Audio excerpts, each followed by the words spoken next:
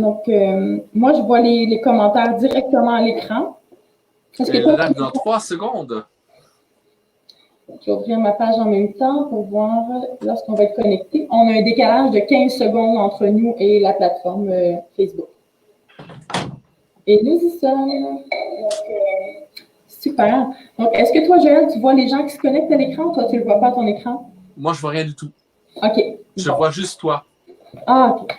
Alors, je salue les gens. On a déjà 25 personnes de connectées avec nous. Donc, il y en a qui nous attendaient. C'est super. Donc, pour ceux qui me connaissent, je m'appelle Caroline Poirier. Je suis intervenante psychosociale et je suis avec Joël Monzé, qui est docteur en neurosciences. Et on est là ce soir. On a préparé un live pour vous sur les écrans. Donc, c'est un sujet, je pense, qui interpelle tout le monde, surtout en cette période de confinement.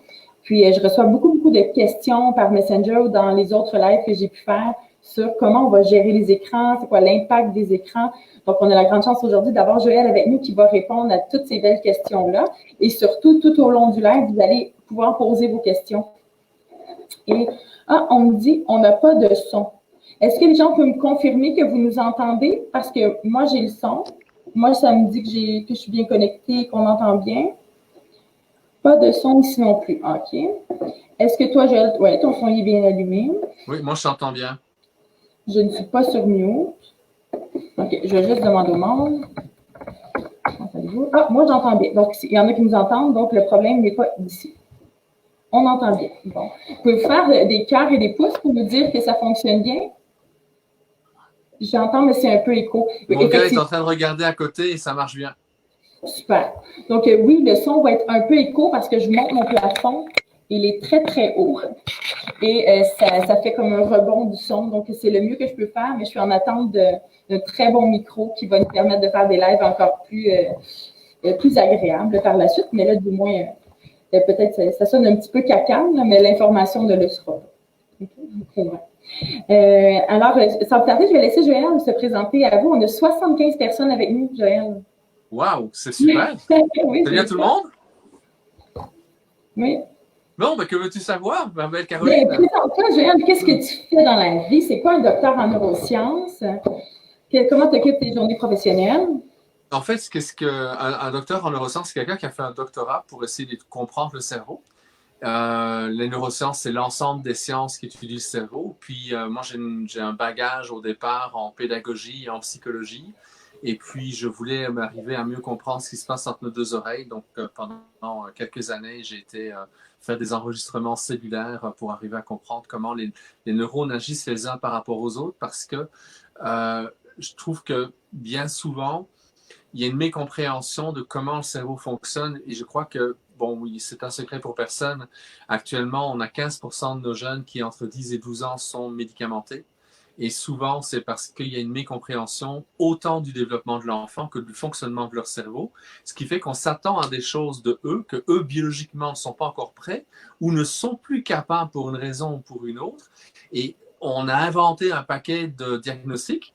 Et ces diagnostics-là sont parfois très collés sur des comportements que le jeune peut avoir. Je ne peux pas nier que l'enfant a ce genre de comportement qui peut être éventuellement dérangeant, mais trop souvent, on présume que c'est un dérèglement interne qui est dû à l'enfant lui-même. On dit que c'est d'origine génétique, alors que dans la plupart du temps, c'est un problème d'environnement. Et quand on modifie l'environnement autour de l'enfant, ben, l'enfant est capable de pouvoir justement retrouver des bonnes bases et arriver à mieux trouver sa place dans l'environnement dans lequel il doit grandir, que ce soit à la maison ou à l'école.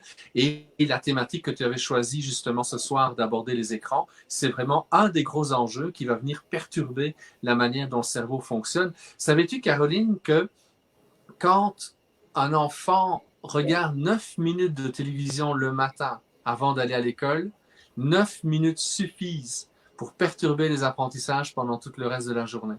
Et si l'enfant regarde la télévision pendant 4 minutes, au niveau de Bob l'éponge ou la patte patrouille, eh bien, ça suffit pour perturber les apprentissages. Bob l'éponge, c'est une surstimulation visuelle et la patte patrouille, c'est auditif. Donc, quand on prend conscience de comment, justement, l'environnement peut avoir un impact sur la capacité de l'enfant à rentrer en relation avec les autres, à être disponible pour les apprentissages, à respecter les consignes, à ce moment-là, ben, c'est à nous, c'est notre responsabilité en tant que parents de mettre en place ce qui se passe autour de l'enfant, de manière à ce que l'enfant, on puisse maximiser son potentiel. Puis, c'est tellement frappant, là, c'est 9 minutes. Oui, je te voyais sursauter. Mais puis c'est fou parce que ça va faire un peu plus de 2 ans que tu m'as appris cette information-là. Puis à chaque fois que tu le nommes, à chaque fois, ça m'épate. Je me dis, voyons, c'est fou parce que plusieurs enfants écoutent la télévision le matin avant d'aller à l'école ou avant d'aller au lit. Puis après ça, on ne fait pas le lien nécessairement entre il n'est pas capable de dormir, il est agité, il est stimulé, il a de la difficulté à suivre les consignes, à être attentif quand on voit tout l'impact que les écrans peuvent avoir. Et là, ça m'amène justement à le sujet de ce soir, les écrans en période de confinement. Plus que jamais en ce moment, ben d'abord, les enfants sont à la maison, donc ils ont plusieurs occasions de s'exposer aux écrans et on leur propose des plateformes sur Télé-Québec, par exemple, la trousse pédagogique qui est en ligne, on propose plusieurs applications éducatives, donc ils ont beaucoup d'occasions d'être en ligne et on va se le dire, c'est une bonne gardienne d'écran lorsque le parent doit travailler. Parce que moi, j'ai la chance, même si je fais du télétravail, je peux m'arrêter. Ça n'a pas un impact au sens où ben, ça n'avance pas comme je voudrais, mais j'ai pas un patron qui attend le rendement au bout. Et c'est le cas pour plusieurs parents. Il faut qu'ils rendent une certaine tâche à la fin de la journée. Donc, ça devient une bonne gardienne à certains égards. Donc, les parents se demandent, en fait, et c'est quoi la distinction entre l'écran de travail qu'on va utiliser pour faire les tâches qui sont reliées à l'école et la différence entre jouer aux jeux vidéo. Et je pourrais peut-être compléter avec, avant hier, Linda Pagani, je n'ai pas massacré son nom, pardon, qui est professeure au département de psychoéducation de l'Université de Montréal, a écrit, a participé à un article du Journal de Montréal et elle affirmait en fait que les enfants de 6 ans et moins devraient s'exposer au maximum 1 heure de temps par jour devant les écrans et les enfants de 6 ans et plus au maximum 2 heures. Et elle affirmait, je vais la citer, « Cela n'inclut pas le temps d'écran sur la tablette électronique consacrée à l'apprentissage et à la rédaction d'un texte. » Donc, je pense que ça devient un peu confondant pour les familles de savoir c'est quoi le temps, combien de temps un enfant peut s'exposer aux écrans sans qu'il y ait de dommages, puis quel genre d'utilisation on peut en faire pour les préserver. Donc, je te laisse faire la distinction entre écran de travail et écran ludique. Mais il faut savoir que la sortie de presse que Linda a fait, c'est en réaction avec une autre sortie de presse qui a été faite par un autre chercheur qui s'appelle Kersanti, qui, d'après les informations que j'ai et qui viennent de la santé publique, est largement soutenu financièrement par différentes compagnies pour encourager justement l'usage des écrans dans nos écoles et ainsi de suite. Et donc, en fait, pour Kersanti, dit ben, c'est le moment justement de faire le virage numérique. Et c'est certain qu'il y a des compagnies qui ont de gros intérêts à ce que nos enfants et nos écoles soient de plus en plus écran dépendants parce qu'ils font de l'argent sur cette base-là. D'accord? Donc, Kersanti a encouragé le virage vers les écrans et Linda, en fait, a dit attention, là, il ne faut pas y aller trop vite. Il y a des effets secondaires à l'usage des écrans. OK? Donc, ça excite un petit peu le débat qui est un débat sur lequel on est impliqué, on est plusieurs, en fait, avec la santé publique, notamment Horacio Arruda et Lionel Carman, où il y avait une réflexion qui a été arrêtée présentement parce qu'on est en période très particulière avec le COVID, mais toujours est-il qu'on est dans une situation où le gouvernement commence à se rendre compte qu'il y a des effets indésirables dans une surutilisation des écrans. Je te dirais aussi, Caroline, que presque tous les jeunes que j'accompagne, que ce soit individuellement ou au niveau familial, actuellement, c'est un gros enjeu. OK? Et c'est vrai que tout à l'heure, tu l'introduisais avec 2 types d'utilisation d'écran. OK? Mais de par la situation dans laquelle on est aujourd'hui, je fais une distinction entre 3 zones différentes. OK? La première zone, on peut garder le nom d'écran de travail. Autrement dit, tu rédiges un texte, tu fais une recherche sur Wikipédia ou sur le Larousse illustré sur Internet. Tu es dans le travail, tu fais des calculs, tu veux apprendre, par exemple, en savoir plus sur l'histoire du Québec ou sur Donald Trump, d'accord? Donc, tu vas chercher de l'information et au même titre que quand on était des enfants, toi et moi, Caroline, et probablement la plupart des parents qui nous écoutent, on allait dans une encyclopédie papier, mais c'est le genre de document qu'on retrouve de moins en moins. Je pense que même Larousse ne publie plus sa version encyclopédique en papier parce que on est arrivé à un moment où on veut savoir qu'est-ce qui se passe sur le lion, et bien d'avoir des photos de lions, d'avoir de l'information écrite, mais aussi d'avoir des vidéos, c'est très utile. Ou si éventuellement je veux mieux comprendre la reproduction, je vais sur une autre page et cette autre page va me permettre justement de mieux comprendre la reproduction avant de revenir sur celle où j'étais avant. Donc le numérique offre des occasions d'apprentissage qui permettent aux jeunes et aux moins jeunes de suivre le schéma de ses propres questions, ses propres références. Et en ce sens, c'est une belle ressource. OK? Et à ce niveau-là, la proposition de Linda de justement considérer ça comme du travail, ou le fait que les écoles, parfois, surtout les écoles privées, donnent du travail numérique, on peut considérer que c'est du travail, au même titre qu'un comptable va utiliser plusieurs heures par jour un chiffrier ou un logiciel de comptabilité pour pouvoir faire son travail. Donc ça, c'est du travail. Le deuxième groupe, d'accord, c'est un groupe qui est plus présent pour l'instant parce que nos jeunes, ils ont eu l'habitude et ils ont besoin du social. Ils ont besoin d'être en relation avec les autres. Mais avec l'isolement dans lequel on est, et encore plus si on veut éviter que notre jeune aille dans le parc du coin en transgressant nos consignes et celles de la santé publique, ils ont besoin de pouvoir être en contact visuel ou au moins auditif avec leurs amis. Donc, d'avoir un jeune qui prend FaceTime, Skype, Messenger vidéo ou autre pour échanger avec ses amis, mais ça fait partie de la réalité dans laquelle on est pour l'instant. OK? Et ça, j'aurais envie de dire, ça ne rentre pas dans tous les calculs d'écran qu'on doit faire pour le moment. Parce que le problème, c'est là que je reviens avec la patte patrouille ou le Bob l'éponge. Le problème des écrans, c'est quand le jeune est surstimulé au niveau visuel et auditif et que cette surstimulation-là vient saturer le cerveau. Puis je reviendrai tantôt sur les mécanismes qui se passent dans le cerveau, d'accord? Quand je parle avec toi, par exemple, mais c'est vrai que je préférais être dans la même pièce que toi parce que le contact serait plus agréable, mais en même temps, s'il y a 100 personnes qui sont en train de regarder le Facebook Live pour l'instant, c'est un peu difficile. Combien? 112.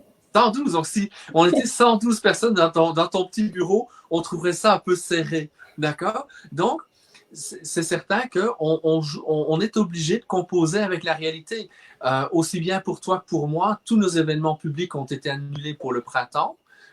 Donc, c'est la réalité que l'on doit vivre et l'écran devient, à Facebook Live, une formation web ou autre, devient un moyen en fait de rejoindre les gens, d'échanger, d'offrir des outils éventuellement, ce qu'on aurait fait éventuellement en salle. Donc, ça, c'est le deuxième groupe, c'est le côté d'échange social et qui permet. D'ailleurs, je n'aime pas le nom qu'on a utilisé, distanciation sociale. En fait, c'est pas une distanciation sociale que l'on a besoin, c'est une distanciation physique pour essayer de ralentir la propagation du virus. OK? Mais le côté social, c'est important qu'on continue à le faire.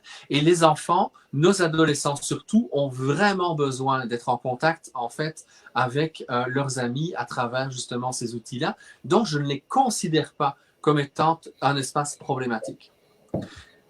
Par contre, troisième zone, jeux vidéo, chatting.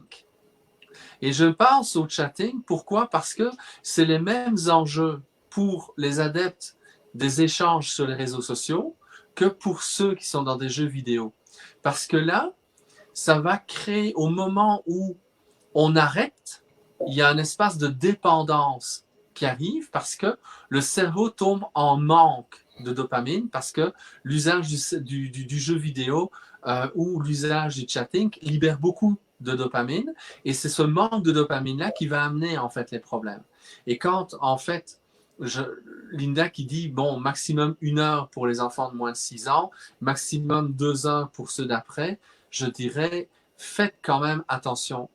Boris Cyrulnik, qui est un grand neuropsychiatre, en tout cas, c'est un de mes mentors, ok? Il encourage beaucoup pas de tablette avant 6 ans. Autrement dit, regardez 1 heure, parce que je regarde à Walt Disney, je regarde Scooby-Doo, je regarde éventuellement La Patte Patrouille, parce que ça fait partie de l'univers de nos enfants, mais c'est certain que c'est un grand maximum dans l'usage en fait de l'écran, mais on essaie de ne pas lui mettre une tablette entre les mains, jamais en voiture, on ne donne pas le téléphone à son enfant. Si, quand les restaurants sont à nouveau ouverts, on essaie de ne pas donner une tablette aux jeunes ni un téléphone quand on est au restaurant. Il faut que le jeune apprenne à rester le plus calme possible dans un environnement dans lequel il y a différentes personnes qui sont autour d'eux. Et ces apprentissages-là sont nécessaires pour créer une société adéquate. D'accord? Donc, on fait très attention aux tablettes. Par contre, le chatting, où il peut y avoir de l'intimidation, d'accord, qui va se faire, des moqueries, des méchancetés qui vont se dire. Ce qui se passait dans la cour d'école se passe de toute façon bien souvent dans le chatting. Donc, faire très attention. Après, on a des gens qui sont aïe, si je suis pas capable de répondre de suite, mon ami, elle sera plus mon ami, mon copain, il va me laisser tomber. Qu'est-ce qu'elle fait ma copine? Qu'est-ce qu'elle fait mon copain? Et toute cette tension intérieure-là, en fait, le jeune l'associe au fait qu'il est plus en lien avec son ami, mais c'est surtout parce que le chatting a bloqué la dopamine. L'arrêt du chatting a bloqué la dopamine, et là on tombe dans un espace de manque, et le cerveau c'est ok, si je recommence à être en chat avec mes amis, d'accord, à ce moment-là je vais retrouver de la dopamine, donc je vais aller mieux. C'est un raccourci que le cerveau va faire. Le cerveau il est leurré. C'est pour ça que je préfère qu'on utilise Skype, FaceTime, Messenger vidéo pour avoir des contacts. 2, 3, 4 amis, ils se voient, ils échangent, et là, on a moins ce problème d'intimidation qu'on peut avoir, et à un moment donné, qu'on peut passer à autre chose. D'accord? Le jeu vidéo, ben, le problème du jeu vidéo, c'est que bien souvent, les jeux vidéo auxquels jouent nos enfants, c'est des jeux qui encouragent les comportements qu'on ne veut surtout pas avoir chez nos jeunes. Autrement dit, tirer sur un zombie, on entraîne le cerveau de l'enfant à fonctionner comme s'il devait être dans une situation de combat. Et à partir du moment où on entraîne son cerveau à réagir contre une gang de vikings ou une gang de zombies, il y a un moment donné où, quand on arrête, non seulement il y a un manque de dopamine qui se fait dans le cerveau, mais au moment où il voit son petit frère, sa petite sœur ou le petit voisin qui est venu jouer dans la cour, c'est là que il va y avoir une confusion pour le jeune, et on va avoir des comportements agressifs qu'on n'aurait probablement pas eu s'il n'y avait pas eu des jeux vidéo violents auparavant. Puis, une question qui revient régulièrement, autant en clinique que sur les plateformes ici, c'est combien de temps on peut s'exposer, par exemple, aux jeux vidéo sans nécessairement que ce soit violent, là? Combien de temps ça prend avant d'avoir cet effet de dépendance ou cet effet de manque de dopamine? Mais en fait, il est comme ça chez tout le monde, d'accord? Mais ça va avoir un impact à des degrés différents. Autrement dit, moi j'aime beaucoup prendre l'exemple de l'alcool. Je peux prendre un verre de vin rouge, ok? C'est pas ça qui pose problème. Mais si je prends un verre de vin rouge à midi et le soir, et 7 jours sur 7, ben là je dois commencer à me poser des questions. Si je ne prends pas mon verre de vin rouge et que je commence à être tout paniqué parce que j'ai pas de vin à la maison, ok, et qu'il faut absolument que j'aille chercher une bouteille de vin, ok, là il faut que je me pose des questions parce que le vin a créé un état de manque, ok. Si c'est pas un verre de vin rouge, mais je vide une bouteille, là aussi il faut que je me pose une question parce que je ne suis plus capable d'arrêter. Et si à la place du vin c'est du whisky, et que je cale une bouteille de whisky tous les soirs, je dois encore m'en poser encore plus. Donc, il faut vraiment voir le jeu vidéo. Je suis peut-être pas capable de te poser de questions, par contre. Oui, mais vaut peut-être mieux le lendemain matin, quand tu seras à moitié groggy, commencer à t'en poser.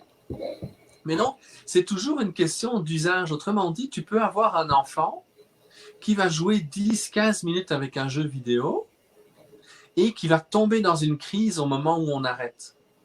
Ça veut dire que c'est un enfant qui est beaucoup plus à risque d'être en difficulté dans un moment pareil. OK? Tu as des enfants qui vont jouer 2 heures, ils arrêtent et c'est fini. Donc, il y a peut-être moins d'inquiétude à court terme pour ce jeune qui est capable de s'arrêter, de passer à autre chose.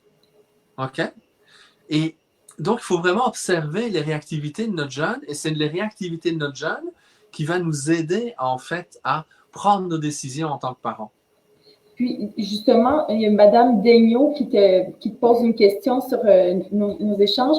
Elle dit qu'elle a un fils de 13 ans et que malheureusement, elle ne peut pas revenir en arrière. Mais comment est-ce qu'elle peut l'aider à partir de maintenant? Est-ce qu'il est trop tard? Donc, on comprend qu'il y a peut-être une problématique d'addiction aux jeux ou aux écrans. Là. Donc, mais en fait, il faut, pour nous en tant qu'adultes, il ne faut surtout pas culpabiliser sur ce qu'on a laissé faire. OK? Dans le sens que, tu sais, dans les années 70, boire et conduire, c'était normal. OK? C'est à partir de 85 qu'on a commencé à limiter la quantité d'alcool que l'on pouvait prendre avant de prendre le volant. C'est très comique d'ailleurs parce que, je ne sais pas si vous avez remarqué, mais depuis qu'on a permis l'usage, l'achat et l'usage du cannabis à partir de 21 ans, il y a eu plusieurs spots, d'accord, de publicité pour nous sensibiliser à l'usage du pot versus la conduite. Et il faisait une comparaison avec ce qui s'est passé en 85 avec l'alcool, tu sais. Puis les gens, hein, je peux plus boire si je conduis, ça n'a pas de sens. Hein, je peux plus prendre du pot si je conduis, ça n'a pas de sens. OK? Donc, pour les gens dans les années 70 et avant, c'était normal de boire et de conduire. C'était les mœurs de l'époque. Et puis petit à petit, on s'est rendu compte que c'était vraiment pas l'idéal. On devenait la personne qui buvait un peu trop était un danger public. Donc on a commencé en fait à mettre des barèmes. Et aujourd'hui, c'est criminel si on dépasse le 0,08. Si vous allez en Europe, c'est 0,05 et on commence à penser à 0,01 et ce serait interdiction de conduire. OK? Donc, tout simplement parce qu'il y a des gens qui, même avec 0,05, sont plus dangereux que d'autres. Donc, si je reviens avec ça, c'est qu'il y a des mœurs, il y a des choses qui ont été tolérées, il y a des dangers qu'on ne comprenait pas. Dans les années 50, il y a des médecins qui faisaient de la publicité pour fumer. Ils disaient, c'est une bonne chose de fumer, ça va vous relâcher. Aujourd'hui, il n'y a aucun médecin qui accepterait ça. On ne peut pas imaginer un Alain Bon Cœur être en train de fumer une petite coque. Hey, salut, on a un coronavirus pour l'instant. Reste chez vous et puis fumez votre petite sèche. C'est impossible. OK? Donc, il y a une évolution des mœurs et la culpabilité ne sert à rien par rapport au passé. Par contre, si aujourd'hui je me sens coupable parce que j'ai laissé mon jeune sans surveillance et que pendant 8 heures, il a fait des jeux vidéo, cette culpabilité-là, elle est un bon message. Elle me dit, Joël, comme papa, pense que tu as oublié d'avoir une certaine surveillance sur ton jeune et de réaffirmer les règles que tu as mises au point. Donc, cette culpabilité-là, elle est une bonne chose parce qu'elle m'aide à réaffirmer ce qui est important pour moi, mes valeurs, ma cohérence, mon intégrité. OK? Donc, faisons la paix avec nous-mêmes et considérons qu'aujourd'hui, s'il y a une petite voix qui nous dit à l'intérieur, fais attention, on va faire attention, c'est nécessaire. Deuxième étape, sensibiliser le jeune. Si le jeune arrive à être sensibilisé, à ce moment-là, ça va être plus facile pour nous, en tant qu'adultes, d'encourager des bons comportements. Ça ne veut pas dire que ce sera facile, mais ce sera plus facile. Et si vous allez en fait sur la plateforme cerveauetpsychologie.com, vous allez voir dans les vidéos, il y a toute une série de vidéos qui ont été mises à votre disposition, qui ont été créées par Jacques, zut, j'ai oublié son nom de famille, il va me frapper s'il m'écoute, Jacques Brodeur. Donc Jacques Brodeur, en fait, passe depuis des années dans les écoles pour sensibiliser les gens. Il s'est filmé de manière à ce que vous puissiez écouter comment est-ce que Jacques parle à des enfants de maternelle, de 2e année primaire, de 6e année primaire, des adolescents et même des grands-parents. Comme ça, vous allez avoir un vocabulaire qui va vous aider à sensibiliser votre jeune en fonction de l'âge que votre jeune a. Mais vous allez peut-être avoir l'occasion de sensibiliser vos parents. Parce que quand vos enfants sont chez leurs grands-parents, peut-être que c'est la nouba. Donc, sensibiliser les grands-parents, ça fait partie de la solution aussi. Donc, sensibiliser le jeune sur l'impact que ça peut avoir. 3e étape, nous mettons en place les règles. Et une des choses que je dis beaucoup aux parents quand je les accompagne pour le moment, c'est que je leur dis, tu sais, de toute façon, Tôt ou tard, tu vas devoir amener ton jeune à suivre tes consignes en ce qui concerne l'usage de la mobilette, l'usage de l'auto, l'usage de l'alcool ou du pot, les sorties. Donc, ce que l'on a face aux écrans présentement, c'est la même dynamique que ce que nous aurions à gérer pour les autres activités sociales. Donc, il ne faut pas s'en faire parce que c'est les écrans. Il faut juste se dire, mais écoute, si mon jeune qui a 10 ans, je l'entraîne à suivre des consignes précises et que j'ai une cohérence à l'intérieur de ma vie de couple, maman-papa, ou beau-père, belle-mère, on va essayer d'être tous ensemble, OK? À ce moment-là, on met en place ce qu'on accepte et on s'y tient. À partir de là, si notre jeune est en crise, on a deux options. On diminue progressivement, d'accord? Ou c'est le principe du plaster. Tu sais, si j'ai un plaster, je l'enlève d'un coup. Et donc, parfois, c'est mieux. Cette souffrance pendant 2-3 jours, l'effet du manque d'écran va prendre 2 ou 3 jours pour pouvoir s'estomper dans le cerveau. Mais une fois que ça s'est estompé, là, on peut reconstruire quelque chose avec le jeune. OK. Puis, j'aimerais te relancer sur une autre question. Est-ce que l'enfant comprend quand on lui donne des exceptions? C'est spécial, ce soir, on a de la visite, tu peux utiliser la tablette plus longtemps. C'est spécial, on est en confinement, tu peux l'écouter plus. Là, c'est spécial, les cinémas tous les soirs. Est-ce qu'ils comprennent que c'est des exceptions? Si nous sommes clairs, oui. Et de fait, il faut considérer que la période dans laquelle on est, c'est une période d'exception. Si maman et papa travaillent à la maison et que le peu d'argent qu'ils sont capables de pouvoir aller chercher, parce que, tu sais, on est dans une crise économique, on n'en parle pas beaucoup de la crise économique, mais on est dans une crise économique, parce que même si le gouvernement nous aide beaucoup de différentes manières, ce qu'on vit pour l'instant et ce qu'on va vivre dans les 3 ou 4 prochaines années, ce ne sera pas joyeux. D'accord? Donc, c'est certain que oui, nous sommes dans une situation où papa et maman doivent travailler, et s'ils peuvent faire du télétravail, ben, peut-être que oui, il y a un moment donné où le parent est obligé de choisir entre la peste et le choléra. Et c'est un choix qui est douloureux, mais c'est un choix cul-de-sac parce qu'il n'y a pas de choix. Tu sais, on est coincé quelque chose. Mais en même temps, tu sais, si on a de la pluie verglaçante, est-ce que c'est le moment d'envoyer nos jeunes dehors? Si j'habite dans un HLM et que le parc en dessous, d'accord, ben, j'ai des rouges et des bleus qui se promènent là-bas et qui ont tendance à se taper dessus. Est-ce que je vais envoyer mon adolescent là-bas? Pas du tout. D'accord? Donc, il faut composer avec la réalité dans laquelle on est. Par contre, on fait attention et on reprend les 3 éléments. C'est-à-dire, il y a des écrans de travail, il y a des écrans d'échange social qui sont importants, et il y a le troisième type d'écran, d'accord, qui est beaucoup plus les écrans qui créent l'indépendance, jeux vidéo, chatting. Et c'est sur le troisième élément qu'il faut simplement faire attention. Et peut-être que de permettre à notre jeune d'utiliser des écrans pour parler avec ses amis, c'est moins nocif que de lui dire ben, joue à un jeu vidéo en réseau avec des gens que tu ne connais pas. Puis comment, là, je peux imaginer combien ça doit devenir complexe pour les parents qui sont séparés. C'est très difficile. Une maison, on essaie de mettre en place tout ce que tu nous conseilles, mais de l'autre côté, il y a du laxisme, ou on minimise, ou qu'on dit, ben non, c'est pas grave. Comment on gère ça avec l'enfant? Mais c'est pour ça, tantôt, quand je disais que dans l'étape dans laquelle la première étape, c'est d'être en paix avec nous-mêmes. D'accord? Parce que ce que je vois souvent dans ma pratique clinique, c'est que le jeune, surtout à partir de 12 ans où ils ont plus de latitude pour pouvoir choisir dans quelle maison ils vont aller, et quand on est dans un divorce qui est mal géré ou qu'on a malheureusement choisi un partenaire qui est en difficulté, qui l'est peut-être tout autant, même si on est séparé de lui ou d'elle, c'est certain qu'on peut se retrouver dans une dynamique où il va accepter que le jeune vienne vivre chez lui 100% du temps, ne serait-ce que pour faire mal à l'ex en tant que tel. Et là-dedans, l'écran devient un outil pour attraper le jeune. OK? Et ça, c'est terrible pour les familles. Mais en même temps, c'est là qu'on doit être clair avec nous-mêmes en tant que parents.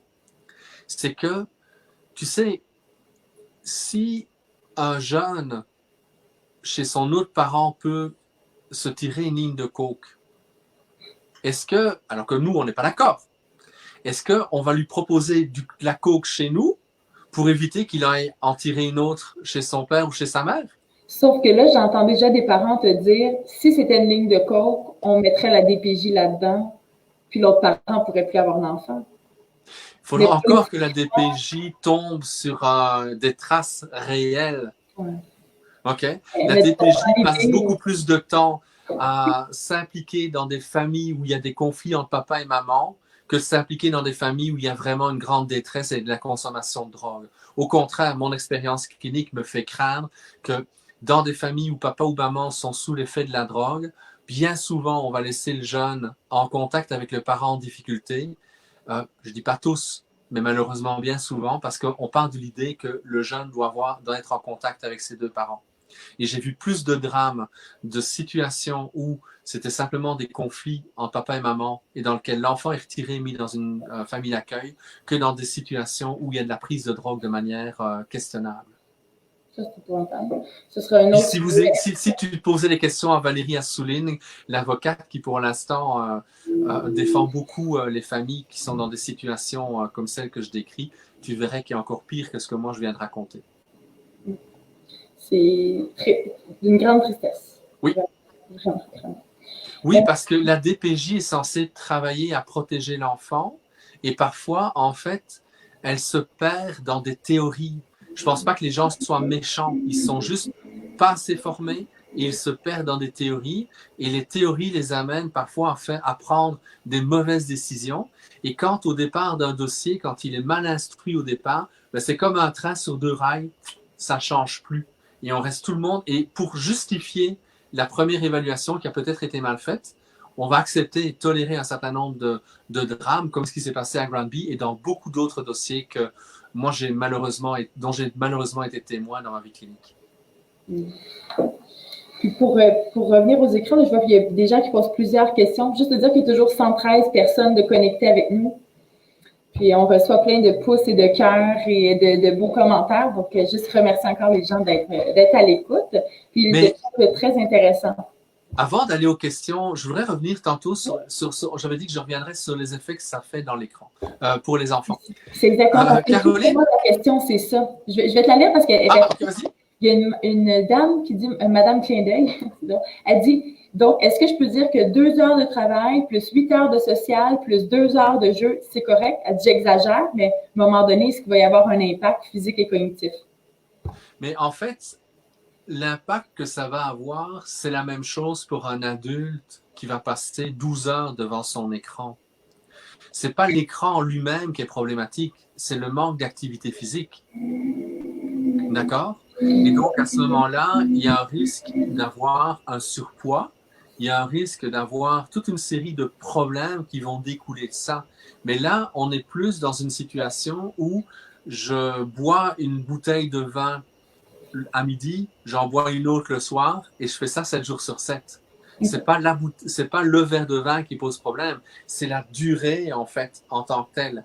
Et en même temps, si mon jeune, il est capable quand même d'aller marcher, il est capable d'aller faire un peu de vélo, il est capable de sauter sur une trampoline, il y a des choses qui vont pouvoir être mises de l'avant.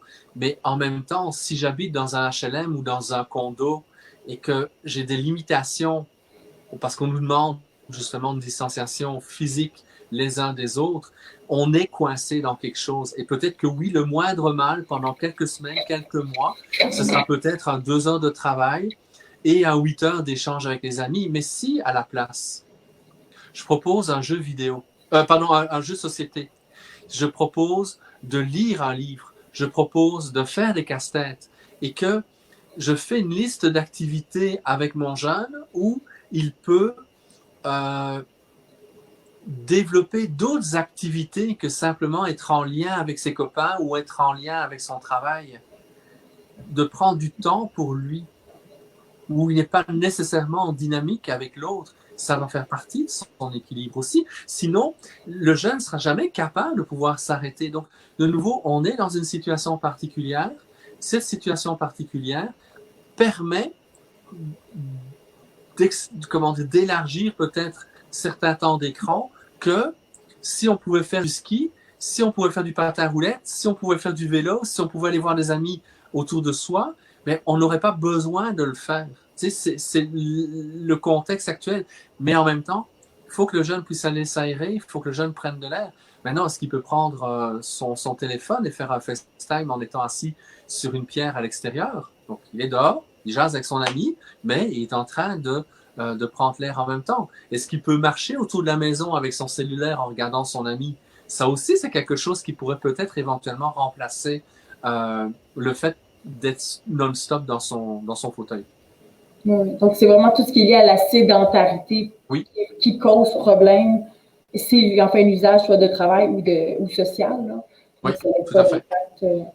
Okay. Oui, c'est vraiment intéressant. En même temps, ça me fait penser à, tu sais, tu dis, il faut que l'enfant apprenne à faire autre chose, apprenne à gérer l'ennui. Ça, oui. Puis je pense que là, ça fait 1 mois là, qu'on est en confinement. On a dû apprendre comme adulte à gérer l'ennui. Moi, ça fait, je dirais, au maximum 4-5 jours où je suis davantage déposée. Habituellement, je roule un projet après l'autre. J'ai tellement de choses. Puis là, je peux pas rien faire. Donc, oui, j'ai été plus sur mon écran parce que ça me gelait l'esprit, ça coupait mon angoisse. Mais l'enfant, c'est pareil. Oui. Puis si on n'en est pas conscient, puis qu'on n'est pas ce modèle-là à la maison, qu'on est toujours sur notre écran, toujours en train de faire une affaire à un autre, c'est pas cohérent avec ce qu'on dit à l'enfant de prends soin de toi, lis un bon livre, détends-toi sur la terrasse. Donc, il faut aussi, ça faut être un modèle avant tout, avant d'enseigner quoi que ce soit à notre enfant, de lui proposer des choses, de le faire nous-mêmes avant. Oui, puis en même temps, si normalement, j'aurais été, mettons que je suis banquier, je travaille pour une banque ou pour une caisse, et j'aurais passé 40 heures par semaine à la caisse ou à la banque locale, et que maintenant je fais du télétravail, il se peut que je passe 40 heures devant mon écran ou être en train de téléphoner à des clients en étant assis dans le fauteuil quelque part dans la maison. Tu sais. Donc là aussi, il faut faire attention à ce modèle-là. Tu as entièrement raison. Nous sommes un modèle, mais en même temps, il y a une réalité du télétravail. Tu sais, moi, nos enfants, ma conjointe et moi, ils ont l'habitude de nous voir travailler à la maison. Donc, quand eux sont en congé, c'est une certaine normalité. Mais en même temps, depuis qu'il n'y a plus d'école, ben, parfois, je dois rappeler à nos enfants, ben, tu sais, pour le moment, même si je ne fais pas de conférence ou je ne me déplace pas, j'ai quand même du travail à faire. Tu sais. Il y a des choses que je dois faire, il y a des éléments. Je ne suis pas en congé en tant que tel. Par contre, il y a des parents, mettons, il y a des parents enseignants, mais eux, ils sont payés et on ne leur demande pas, à part peut-être, je pense, depuis une semaine, on leur demande de téléphoner 1 fois par semaine à certains de leurs élèves, d'accord, pour voir s'il y a des élèves qui sont en détresse ou pas. Et ne serait-ce que pour faire un petit contact avec eux, ce qui est une bonne chose. Mais toujours est-il que, mettons qu'un enseignant qui normalement devrait être à l'école reste chez lui, mais peut-être que c'est l'occasion de faire des activités avec son jeune à ce moment-là. Et plutôt que de faire des activités de géométrie où le jeune va dessiner des rectangles, des triangles et autres, mais c'est peut-être de faire une cabane à oiseaux ou de faire un petit pont avec son adolescent qui va enjamber un parterre de fleurs ou qui va améliorer l'environnement autour de la maison. Donc, on peut appliquer les connaissances, mais à ce moment-là, il va falloir que le parent soit avec le jeune. Mais il y a des personnes qui peuvent se le permettre. Tu sais, les mamans qui sont habituellement à la maison, ben, quelque part, il n'y a rien qui changeait vraiment dans leur vie, si ce n'est que les enfants sont comme si c'était l'été. Donc là aussi, ça peut se placer plus facilement, alors que si papa ou maman sont banquiers, ben oui, il y a 40 heures semaine qu'il va faire assis dans son bureau. Puis, tu sais, on est dans une réelle réorganisation. Puis, je trouve que, comme tu dis, il y a beaucoup de positifs là-dedans. Puis, ça peut être dur, je comprends, il y a plein de familles qui sont dans la détresse, ne serait-ce que financière ou qui ont beaucoup de difficultés, mais au-delà de tout ça, parce qu'on n'a pas le choix là, de voir au-delà de tout ça de toute façon, il y a vraiment du beau qui peut en ressortir. Oui. Ne serait-ce que, tu sais, pour moi, j'ai une fille de bientôt 5 ans et un bébé de moins de 2 ans. Donc, je travaille. C'est pas clair, là, ce que je fais comme travail. Mais je trouve que pour la première fois, Mégane a bien compris ce que je fais. Mégane, c'est ma fille de presque 5 ans. Quand je lui ai expliqué, par exemple, je lui demande que je dois être seule dans une pièce, puis elle venait toujours me déranger. Et puis, quand j'ai expliqué c'est quoi mon travail, quand j'ai expliqué que je suis intervenante, j'aide les gens, je travaille les émotions, elle comprend un petit peu. Mais quand j'ai dit, écoute, Mégane, j'ai besoin d'une bulle d'intimité avec la personne parce que j'étais en conférence avec un client.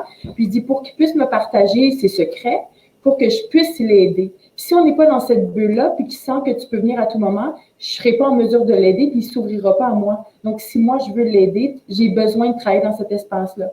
Et depuis ça, quand je lui dis, Mégane, je m'en vais travailler ou je m'en vais en Facebook rencontrer des parents, elle comprend, elle me laisse absolument l'espace parce qu'elle vient de comprendre l'impact que ça a sur l'autre. Je trouve qu'on travaille tellement en empathie de l'enfant. Donc, ce serait même qu'on travaille dans les chiffres, mais je fais la comptabilité de mon client. Si je me trompe, ça va avoir un impact sur lui.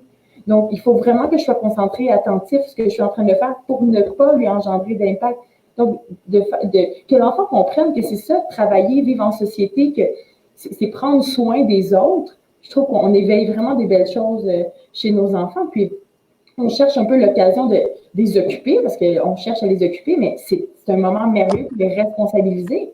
Ils sont à la maison maintenant. Pourquoi ils ne plieraient pas un panier de linge? Pourquoi ils ne mettraient pas la table avant que... Parce que là, on finit de travailler à 4h30, on est épuisé, puis là, il faut faire le souper, mettre la table, plier le linge. Là. Mais écoute, les enfants, ils ont été là toute la journée. Donc, oui, puis on peut leur dire, regarde, tu le fais, et moi, ça va me dégager 1 heure pour jouer avec toi. Exactement. Et donc, c'est là que la société peut se refaire. Moi, je trouve que c'est certain que le contexte, la peur de la mort ou la peur de la crise économique est pas agréable à vivre. Mais oui, on peut revisiter nos priorités. Qu'est-ce qui est important pour moi? Tu sais, on a des magasins qui sont ouverts pour l'essentiel. Est-ce qu'on a besoin de 4 télés dans la maison? Est-ce qu'on a besoin, tu vois, moi, je me suis donné comme défi pendant cette période de confinement, puis si ça dure des mois, je vais rester des mois. Je suis un Européen, j'adore le vin, ok? Et chaque année, je suis toujours tenté, après les fêtes, de dire, hey, je ferais peut-être bien un break de vin, tu sais? Oui, mais j'ai mon anniversaire. Il y a le 14 février avec, la Saint-Valentin. Il y a d'autres situations où finalement, ben oui, j'ai le goût de prendre du vin à ce moment-là. Donc, j'ai pas ce moment où je fais un break d'1 mois de vin. Eh bien, depuis qu'on est parti en confinement, en fait, depuis le week-end du 14-15 mars, eh bien, on n'a plus pris d'alcool, ma conjointe et moi. Et si ça va durer jusqu'à la fin de l'été, on va essayer de le durer. Donc, on se donne un défi, tu vois? Moi, je pense que toi, tu bois pas finalement. Ah, ben peut-être, oui, ben c'est pas grave. Tant mieux. Mais ce que je veux dire, c'est qu'on peut en même temps se dire, hey, regarde, on se donne des défis par rapport à ça. Moi, ce que je constate aussi, c'est que, oui, je travaille encore fort pendant la semaine, mais les week-ends sont plus doux. Tu sais, en général, les week-ends, je faisais de la comptabilité, parfois je montais une formation ou des choses pareilles, et j'ai plus tendance à passer du temps avec ma famille le week-end, et c'est vraiment des moments qui sont précieux, tu vois. Alors, c'est certain que si on peut faire si nos enfants peuvent s'impliquer sur plein de petites choses, mais ça libère papa et maman, et ils vont avoir plus de temps. Donc, on est gagnant-gagnant là-dedans. Puis je trouve qu'on est tellement gagnant, puis je trouve que c'est l'occasion de faire une mise à niveau. Puis ça, je vois, il y a plusieurs questions qui rentrent. Les autres parents, ça fonctionne pas comme ça dans les autres familles, donc comment convaincre mon enfant de le faire? Mais je trouve qu'à la base, il faut se ramener à ce que nous, on veut, ce que nous, on ressent. Puis si on est tellement alignés, ça va aller de soi. On n'aura pas... Parce que je trouve que quand on essaie de convaincre l'enfant, c'est qu'on essaie de se convaincre nous qu'on fait la bonne chose. Quand plutôt, je dis, ben, Mégane, je veux que tout le monde participe dans la maison parce que j'ai envie qu'on s'entraide, on est une famille, puis la collaboration va rendre ça tellement plus agréable. Donc, après ça, je ne vais pas t'expliquer à chaque fois pourquoi je te demande des choses, je vais te montrer comment le faire, je vais t'accompagner, mais je ne vais pas t'expliquer pourquoi du comment José ne fait pas ça et Sarah, elle a le droit d'être dans la rue. Je ne me mêle pas des autres familles. Je me concentre sur nous parce que c'est ça qui est important pour moi. Puis tantôt, une dame qui disait, au restaurant, les enfants sont tous sur les écrans. Pas le mien. Comment je lui explique ça? Mais je trouve qu'on se ramène encore à nous. Nous, on choisit de passer un moment ensemble. Puis on choisit que ça fonctionne comme ça pour nous. Et ça revient avec les 3 étapes dont je parlais tantôt. 1, je fais la paix avec mes émotions, OK? Pour être vraiment connecté à ce qui est important pour moi, pour rester le plus intègre possible, le plus cohérent. 2, je sensibilise mon jeune. Et 3, on passe à l'action et on met en place le plan de match. D'accord? Donc, mes enfants n'ont jamais eu accès à des écrans en voiture, à des écrans à table quand on est au restaurant. Et il y a plein de gens qui sont tout étonnés qu'ils peuvent venir avec nous. Tu sais, par exemple, mon fils qui a 10 ans, ça fait plusieurs années qu'il vient au Salon du Livre avec moi. Il vient même sur des salons, comment dire, sur des plateaux de télévision ou des plateaux de radio. Et les animateurs ou le monde autour sont tout étonnés de le voir. Hein, il est calme, il regarde, il écoute, il est attentif, il respecte les consignes, mais c'est un entraînement qui est là depuis des années, qui fait en sorte que notre jeune va être capable de respecter les consignes qu'on lui dit. Et ça ne veut pas dire que je ne suis jamais allé dans des restaurants comme le Saint-Hubert, sachant très bien qu'il y a une salle de jeu pour l'enfant et que l'enfant, sous surveillance, va jouer un peu et puis revient manger, retourne jouer un peu, vient prendre le plat principal, retourne un peu jouer puis prend le dessert. Oui, ben c'est le Saint-Hubert, tu sais. Donc, ça veut dire, mais il n'y a pas d'écran ailleurs. Parfois, je vois des jeunes, écoute, ma conjointe est ostéopathe, OK? Et il y a des jeunes qui sont sur un écran avant d'aller au rendez-vous en ostéopathie. À ton avis, Caroline, ils sont comment quand ils se couchent sur la table? Zzzz, ils sont complètement... Et ils ont de la misère à se déposer parce qu'ils viennent de se surstimuler avec le téléphone. Donc oui, le parent a gagné à court terme. L'enfant est calme dans la salle d'attente, mais il perd en termes de qualité de soins parce que le jeune, son système nerveux est hyper tendu. Pire, vous allez chez votre médecin de famille, OK?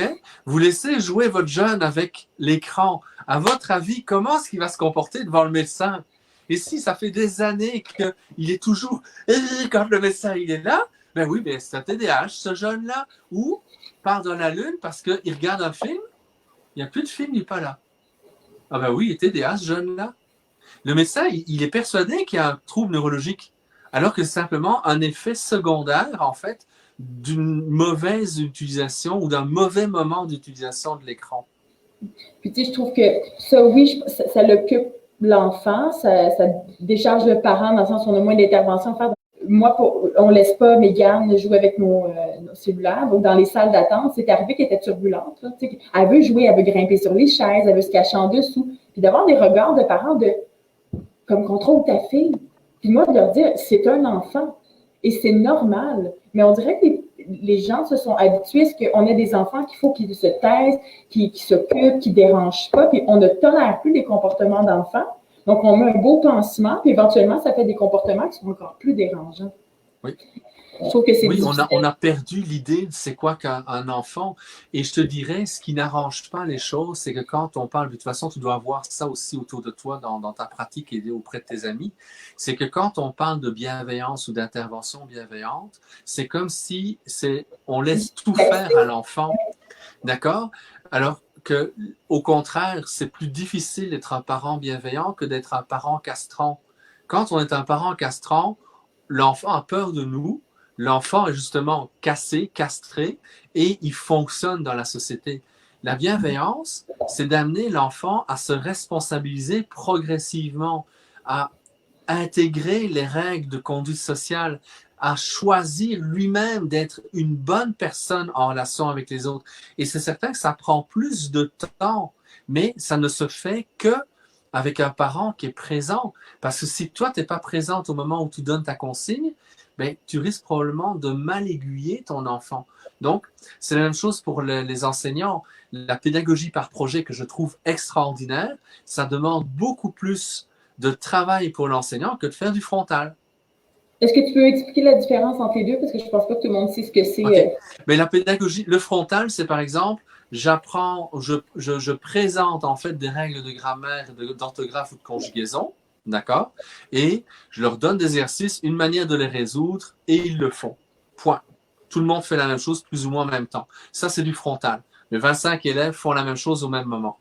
Quand on est dans un projet, eh bien, j'intègre en fait les apprentissages dans toutes les petites tâches qui sont à faire pour réaliser le projet. Par exemple, à l'époque où j'enseignais, à un moment donné, dans un de mes stages, j'enseignais dans 2 sixième années en parallèle, uniquement les cours de maths. OK? C'était une école qui avait séparé en fait les professeurs pour habituer les élèves à avoir plusieurs professeurs de manière à ce que quand ils passent au secondaire, le choc soit moins grand. Donc, moi, ma responsabilité, c'est d'enseigner les maths et on a monté des mini-entreprises. Donc, tous les cours de mathématiques étaient transformés à l'intérieur. Comment est-ce qu'on gère une entreprise? D'accord? Donc, on faisait toute une série de calculs en lien avec ce que chacune des classes avait réalisé à faire. Mais ça demande une gestion de plein de petites choses et ça demande plus de temps, plus d'énergie, plus de présence pour atteindre justement les objectifs. C'est super intéressant. Puis, je suis d'accord, il y avait un enseignant, j'oublie son nom, mais ça avait fait le tour des médias sociaux que lui, son année scolaire, c'était un projet avec les jeunes. Puis il y en a qui critiquaient son approche, mais lui, il voulait avoir des ballons poires dans la cour d'école. Donc, c'est les jeunes qui ont décidé ça, mais notre projet, donc tout au long de l'année, ce qu'ils écrivaient, c'était des lettres de demande de subvention aux maires, aux députés, tout ça. Donc, ils calculaient combien ça coûte. Ils mesuraient où on va l'installer dans la cour d'école. Ils calculaient le nombre d'enfants qui peuvent l'utiliser. Donc, c'était super intéressant. Puis, en fin de l'année, ils ont eu leur ballon poire. Donc, ils ont fait des collectes de fonds, ils ont fait des activités sociales. C'est tellement nourrissant, là, je veux dire. Et je crois que c'est le genre de projet qu'on peut faire avec nos enfants pour le moment. Et tu sais, il y a une grosse crainte de la part des parents parce que quelque part, quand les écoles ont fermé, ils ont eu l'impression que leurs enfants allaient avoir plus de risques d'échec scolaire et ainsi de suite. Au contraire, c'est une belle opportunité de faire des apprentissages intégrés justement à la vie de tous les jours. Quand tantôt je disais faire une cabane à oiseaux plutôt de faire de la géométrie traditionnelle et de dessiner des carrés et des rectangles, c'est quelque chose, faire une recette de cuisine et donc de devoir gérer des volumes, des séquences. Il y a plein d'apprentissages dans une recette de cuisine. Donc, c'est de vraiment revenir à des apprentissages concrets qui permettent aux enfants de comprendre pourquoi ils vont à l'école. Et en même temps, si le jeune, parce que dans un projet, il y a toujours des problèmes, OK? Il y a des problèmes à résoudre si on veut atteindre notre projet. Mais quand l'enfant est confronté à quelque chose qu'il ne sait pas comment faire, c'est là qu'il est disponible pour apprendre. Si l'enfant veut répondre à un projet qui le touche ou un problème qui le touche, il est 10 fois plus disponible pour pouvoir apprendre que si ça ne sert à rien, ça. Puis il faut qu'on se souvienne le nombre de fois quand on était sur le banc d'école et qu'on se disait, mais ça me sert à quoi d'apprendre ça? C'est plate, c'est moche. Moi, tu sais, Joël, que quand j'ai fini ma première année d'université, moi, j'avais pas des bons résultats scolaires parce que j'étais pas du tout motivée. Donc, si ça me touchait pas, là, si je comprenais pas pourquoi, qu'est-ce que ça va changer dans les familles, auprès des gens, ça me touchait pas. Et j'ai été voir une orienteur scolaire. En fait, c'était le responsable de programme. Donc, j'étais à l'Université de Montréal. Et elle m'a dit, écoute, avoir ton dossier scolaire, tu feras rien de grand dans la vie. Je te suggère de choisir un petit métier que tu vas être capable de faire puis que ça va te faire vivre. Tu vas moins te casser la tête. Peux-tu lui envoyer ton CV et ton livre? Là, je suis sortie de son bureau, j'étais en larmes, puis j'ai dit, je vais te montrer, vieille folle. J'ai été tellement insultée, là, mais là, j'ai fait un bac par association de programme. Moi, j'avais tellement besoin de concret et dans des certificats, j'étais avec des professionnels qui déjà faisaient ce travail-là. Et là, je me suis mis un pied dans l'intervention. C'est comme ça que je suis devenue intervenante, finalement. Donc, peut-être que finalement, cette poussée-là m'a aidée, mais je suis tellement d'accord qu'il y a des jeunes qui décrochent ou qui n'ont pas des bons résultats ou qui ne sont pas investis parce que ça ne les touche pas. Ils n'aiment pas ça. Ils n'aiment pas écrire. Mais tu as des jeunes qui voudraient apprendre à 14 ans des métiers plus professionnels, mais on les maintient dans une école secondaire très longtemps, comme s'ils devaient nécessairement tous aller au cégep et puis à l'université. On a besoin de revenir à la noblesse de chacun des métiers. Tu sais, un bon plombier ou un bon électricien, il gagne pas mal plus d'argent que la plupart des gens qui ont un bac à l'université. Mais il faut qu'ils soient bons et compétents. Mais pourquoi est-ce qu'on ne leur permet pas d'apprendre ça plus tôt? Et peut-être qu'à ce moment-là, le jeu vidéo ne deviendrait plus un exutoire. Parce que si je m'emmerde à l'école, si l'école n'a pas de sens, si c'est lourd la vie, OK? Quand je rentre chez moi, si je tue 300 zombies, j'ai tellement de dopamine qui se déclenche dans mon cerveau que, hey, enfin, j'ai du plaisir dans la vie. Et finalement, plus j'ai du plaisir dans la vie grâce aux jeux vidéo, mais plus je vais être dans une vie virtuelle et de moins en moins dans la vie réelle. Mais la vie réelle, elle est plate. Donc, on amène aussi nos jeunes, en ne tenant pas compte de leurs particularités à l'intérieur de nos systèmes scolaires, on les amène aussi beaucoup plus vers des jeux vidéo, parce que là, ils ont l'impression d'être utiles, ils ont l'impression d'avoir du plaisir, simplement parce que le cerveau est complètement leurré, parce que c'est une vie virtuelle, c'est pas la vraie vie, mais dans cette vie virtuelle, ils ont l'impression d'être compétents. Puis, je trouve que ça fait tellement de sens. Puis, ça me rappelle beaucoup de suivi clinique où j'ai beaucoup de jeunes qui consultent pour des difficultés. Ben, en fait, c'est les parents qui les amènent à consulter là, pour des difficultés en lien avec les jeux et tout. Et on se ramène toujours à quelle est la fonction de ton comportement. Je te dirais pas que c'est mal de jouer à ça. Je te convaincrai pas d'arrêter. Je vais t'aider à comprendre qu'est-ce que ça t'apporte. Qu'est-ce que tu vis à ce moment-là que tu ne vis pas dans ta vie. Puis maintenant, on va créer un espace dans lequel tu vas être en mesure de ressentir ça, de vivre ça, d'exprimer ça. Puis tu n'auras plus besoin de cet outil-là pour vivre, t'exprimer, puis être. Donc, tu vas avoir un vrai environnement dans lequel le faire. Puis c'est comme ça qu'on arrive à sortir de la dépendance du jeu vidéo. C'est pas en leur tapant sur la tête, en les chicanant, en les punissant. Non, ça fait juste effriter le lien. Puis souvent, moi, je dis aux parents, le plus important, c'est le lien. Détruisez pas le lien. Je comprends que vous souhaitez pas qu'il soit sur l'écran et l'utilise trop, mais à être seulement là, vous êtes son bourreau en ce moment, et puis il vous déteste pour ça. Donc, c'est pour ça que l'étape 2, c'est la sensibilisation. Si le jeune est sensibilisé aux effets que ça fait dans son cerveau, il va beaucoup plus facilement accepter le plan d'action. Mais tant qu'il ne sera pas sensibilisé, il ne l'acceptera pas. Il faut que, regarde, tous les jours à 13 heures, notre Premier ministre, accompagné de 2 de ses assistants, d'accord, un ministre et Horacio Arruda, nous explique pourquoi ils font ceci, pourquoi ils font cela, c'est quoi le problème, voilà la solution. S'il y a besoin, ils se réajustent. Mais c'est pédagogique et c'est ce qui fait probablement que le Québec est un des États dans lequel la distanciation physique a le plus embarqué dans la société. Quand tu regardes ce qui se passe en Europe et ailleurs ou aux États-Unis, il n'y a pas cette pédagogie-là et les gens ont l'impression d'être brimés par l'État et réagissent contre l'État. Alors que François Legault nous explique pas à pas toute la démarche dans laquelle il est et les raisons pour lesquelles il faut faire ceci ou faire cela. Et OK, bon, c'est certain que tu en auras toujours quelques-uns qui vont transgresser les consignes, mais beaucoup moins que ce que l'on a en Europe. En Europe, on a dû aller faire sortir l'armée. Au moins en Italie, on en a parlé en Belgique. En France, c'est de plus en plus rigide. Il y a des villes dans lesquelles les gens ne peuvent même pas être à plus que 10 mètres de leur maison. Sinon, ils ont un ticket de police très élevé.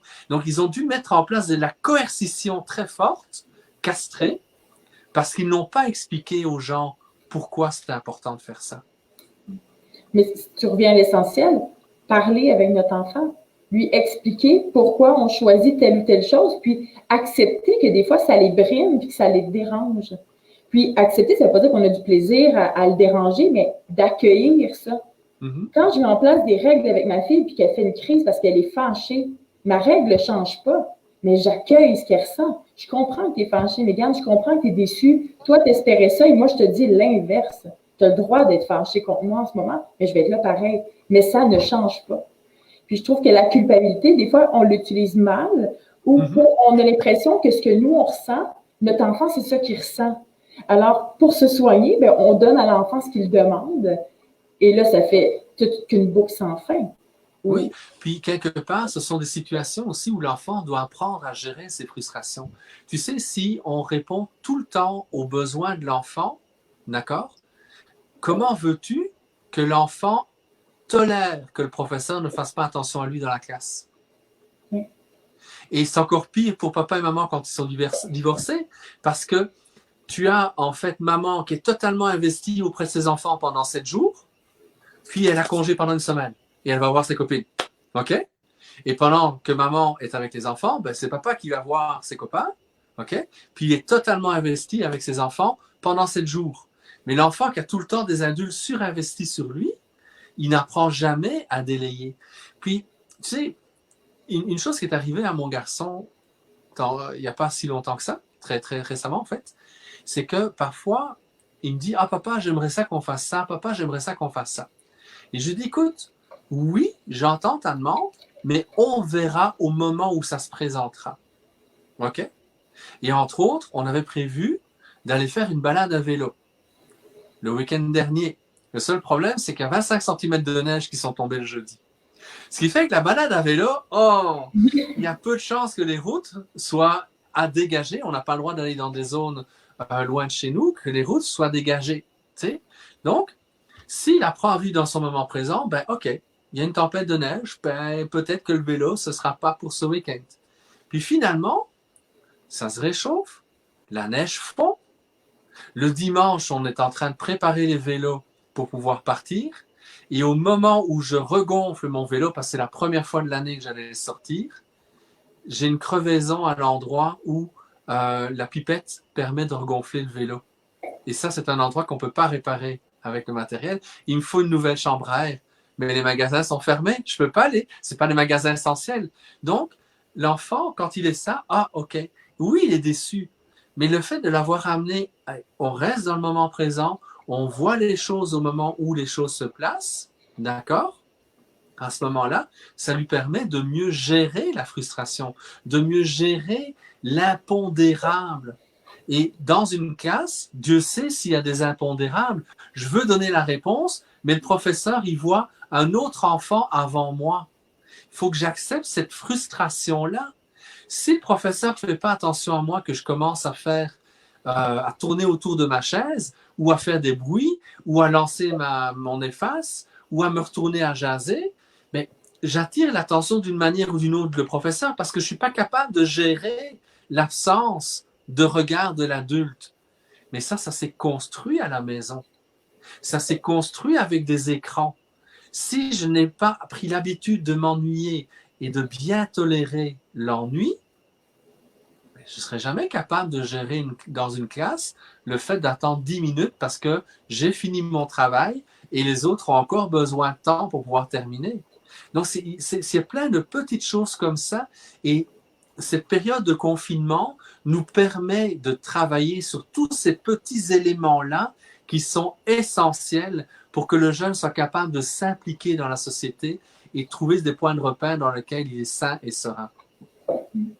Il y a une dame qui demande, mais même à 13 ans, comment on peut faire pour l'aider à gérer ses émotions? Puis, parce que je parlais de Mégane tantôt, comment je vais l'accompagner sur ses émotions, mais j'accompagnerais celui de 13 ans de la même façon, puis c'est comme ça que j'accompagne mon mari, puis c'est comme ça qu'il m'accompagne aussi.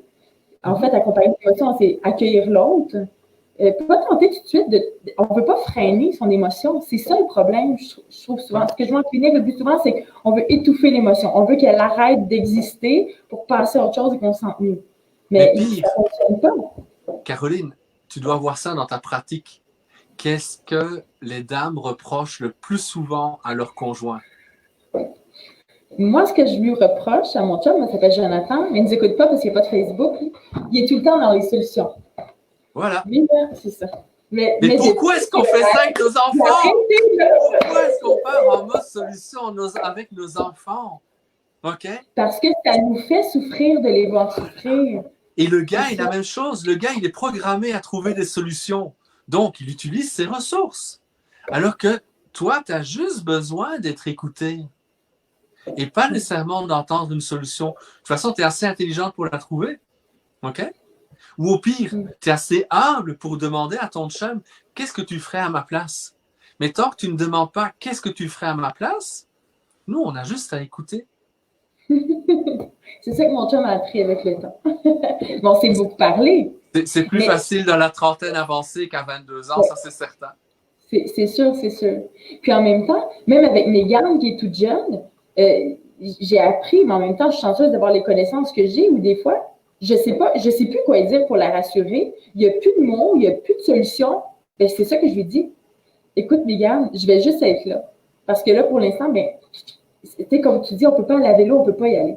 Il faut accepter. Puis accepter, des fois, ben, c'est juste d'accueillir, puis d'être là, puis d'être présent. Puis je trouve que des fois, on parle trop pour rien dire. Puis ça nuit, ça l'agace l'autre. Puis là, ça fait augmenter les interventions. On peut juste des fois s'arrêter puis être là, vraiment être là, pas être à côté, là, être avec lui. Ça fait toute la différence, peu importe l'âge auquel on accompagne. Puis il y a des jeunes qui viennent dans mon bureau et qui ne me parlent pas. Au départ, il y a 10 ans, quand j'ai commencé, je capotais avec ces jeunes-là. Je me disais, je suis pas bonne, je suis incompétente, j'haïs mon travail, je ne vais plus jamais faire ça, je revenais stressée. Et maintenant, j'ai compris qu'ils viennent chercher quelque chose ici. Ils sont juste dans une bulle de détente où j'accepte qu'ils n'ont rien à dire. Puis des fois, je dis, tu me dis rien avec tes mots, mais tu me dis tellement avec ta présence. Au début, il était comme ça, il jouait avec son chandail, il mangeait son chandail. Puis maintenant, il arrive, il dit pas grand-chose, mais il est relax. Puis des fois, il me pose des questions. C'est quoi le dessin sur ton mur? Donc, tu viens chercher quelque chose. Donc, juste ça, on peut le refléter à nos enfants. En ce moment, tu me dis que tu vas bien, mais regarde, tu n'arrêtes pas de tortiller tes mains, tu tortilles tes pieds. Moi, ça me donne l'impression que tu ne te sens pas bien dans ton corps. Ça se peut-tu, ça? Donc, de faire des reflets comme ça, il fait comme, OK, tu me comprends plus que je pense, là. Comme tu m'observes pour de vrai. Tu ne fais pas juste m'aider pour que tu passes à autre chose puis que je puisse te laisser tranquille. Donc, je trouve que le confinement nous oblige à ça, là, s'arrêter. Parce que hier, c'est drôle, j'étais en conférence avec une équipe autour de Stress Aid, qui est un organisme charitable, puis Joseph, qui est le fondateur, disait, quand mon enfant cogne à la porte, là, si je réponds pas, il va cogner 45 minutes de temps. Je trouve aussi bien d'y aller, prendre le temps, après je vais retourner travailler. Sinon, je vais avoir une journée vraiment difficile. Donc, je trouve que s'arrêter, c'est pas mal le mot d'ordre en ce moment avec les jeunes. Oui, puis on peut avoir des codes aussi, tu vois, quand je suis dans mon bureau en haut, parce que notre clinique est au rez-de-chaussée, mais j'ai un bureau en haut qui est plus mon bureau où j'écris, où je fais ma compta et tout ça. Et les enfants, parfois, ils rentraient, d'accord, dans mon bureau à des moments où je suis concentré sur quelque chose, un texte ou quoi que ce soit. Et en fait, ce que j'avais établi avec eux, ok, c'est que si la porte est ouverte, ils peuvent entrer. Si la porte est entrouverte, ils peuvent entrer si c'est important. Si la porte est fermée, ils ne peuvent entrer que si c'est urgent. Et avec les deux grands, au moment où j'ai installé ça, ça a bien marché. Arrive mon gars de 4 ans. La porte est fermée. OK? Alors il vient avec un couteau de cuisine. Il faut savoir que quand il avait 4 ans, le couteau de cuisine est à 8 pieds de haut dans la cuisine. Donc il va aller chercher la chaise, grimper sur la chaise, grimper sur le comptoir, aller chercher le couteau de cuisine, redescendre et venir m'apporter le couteau de cuisine. Il respectait la consigne. Papa, je ne viens que si c'est quelque chose de vraiment urgent. Mais tu vois, donc, en mettant nos consignes, nos enfants sont parfois wise, d'accord? Ben, ils sont souvent plus wise que nous, mais tu vois que les consignes peuvent t'aider et l'enfant, en même temps, ben, il communique son vrai besoin.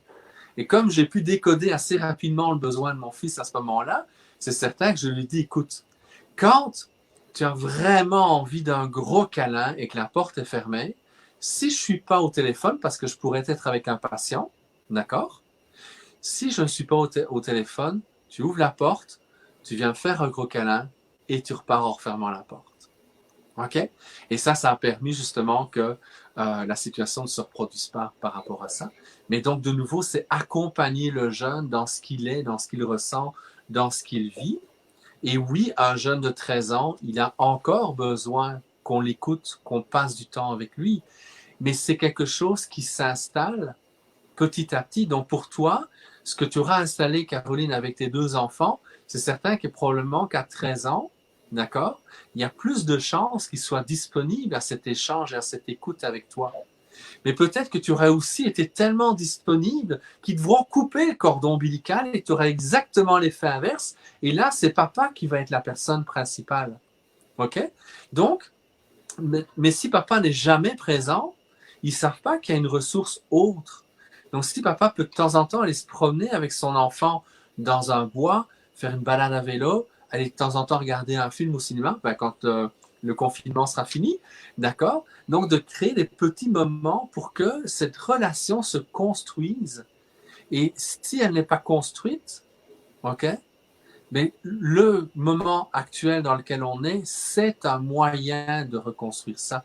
Tu sais, je l'ai vu chez certains de mes jeunes que j'accompagne, où je voyais qu'il y avait des tensions entre le jeune et son parent, ou ses parents, mais que le fait d'être à la maison tout le temps, même si maman et papa travaillent, d'accord, de la maison, ils font du télétravail, ça reste que, malgré tout, il y a plus de temps d'échange, plus de temps de discussion, moins d'échappatoire auprès des copains et ainsi de suite. OK? Ce qui fait en sorte que à ce moment-là, la relation devient plus saine. Donc, on en profite. C'est pour ça que je reviens à ce que je disais tantôt. On n'est pas dans une période de distanciation sociale, on est dans une période de distanciation physique. Et le social, au contraire, il peut se reconstruire pour le moment. Et ça va être un socle pour vivre ce que nous allons vivre dans les prochains mois. Parce que quand on retournera au travail pour vrai, la crise économique nous rattrapera à ce moment-là. Mais j'espère tellement que ce qu'on va avoir mis en place va durer.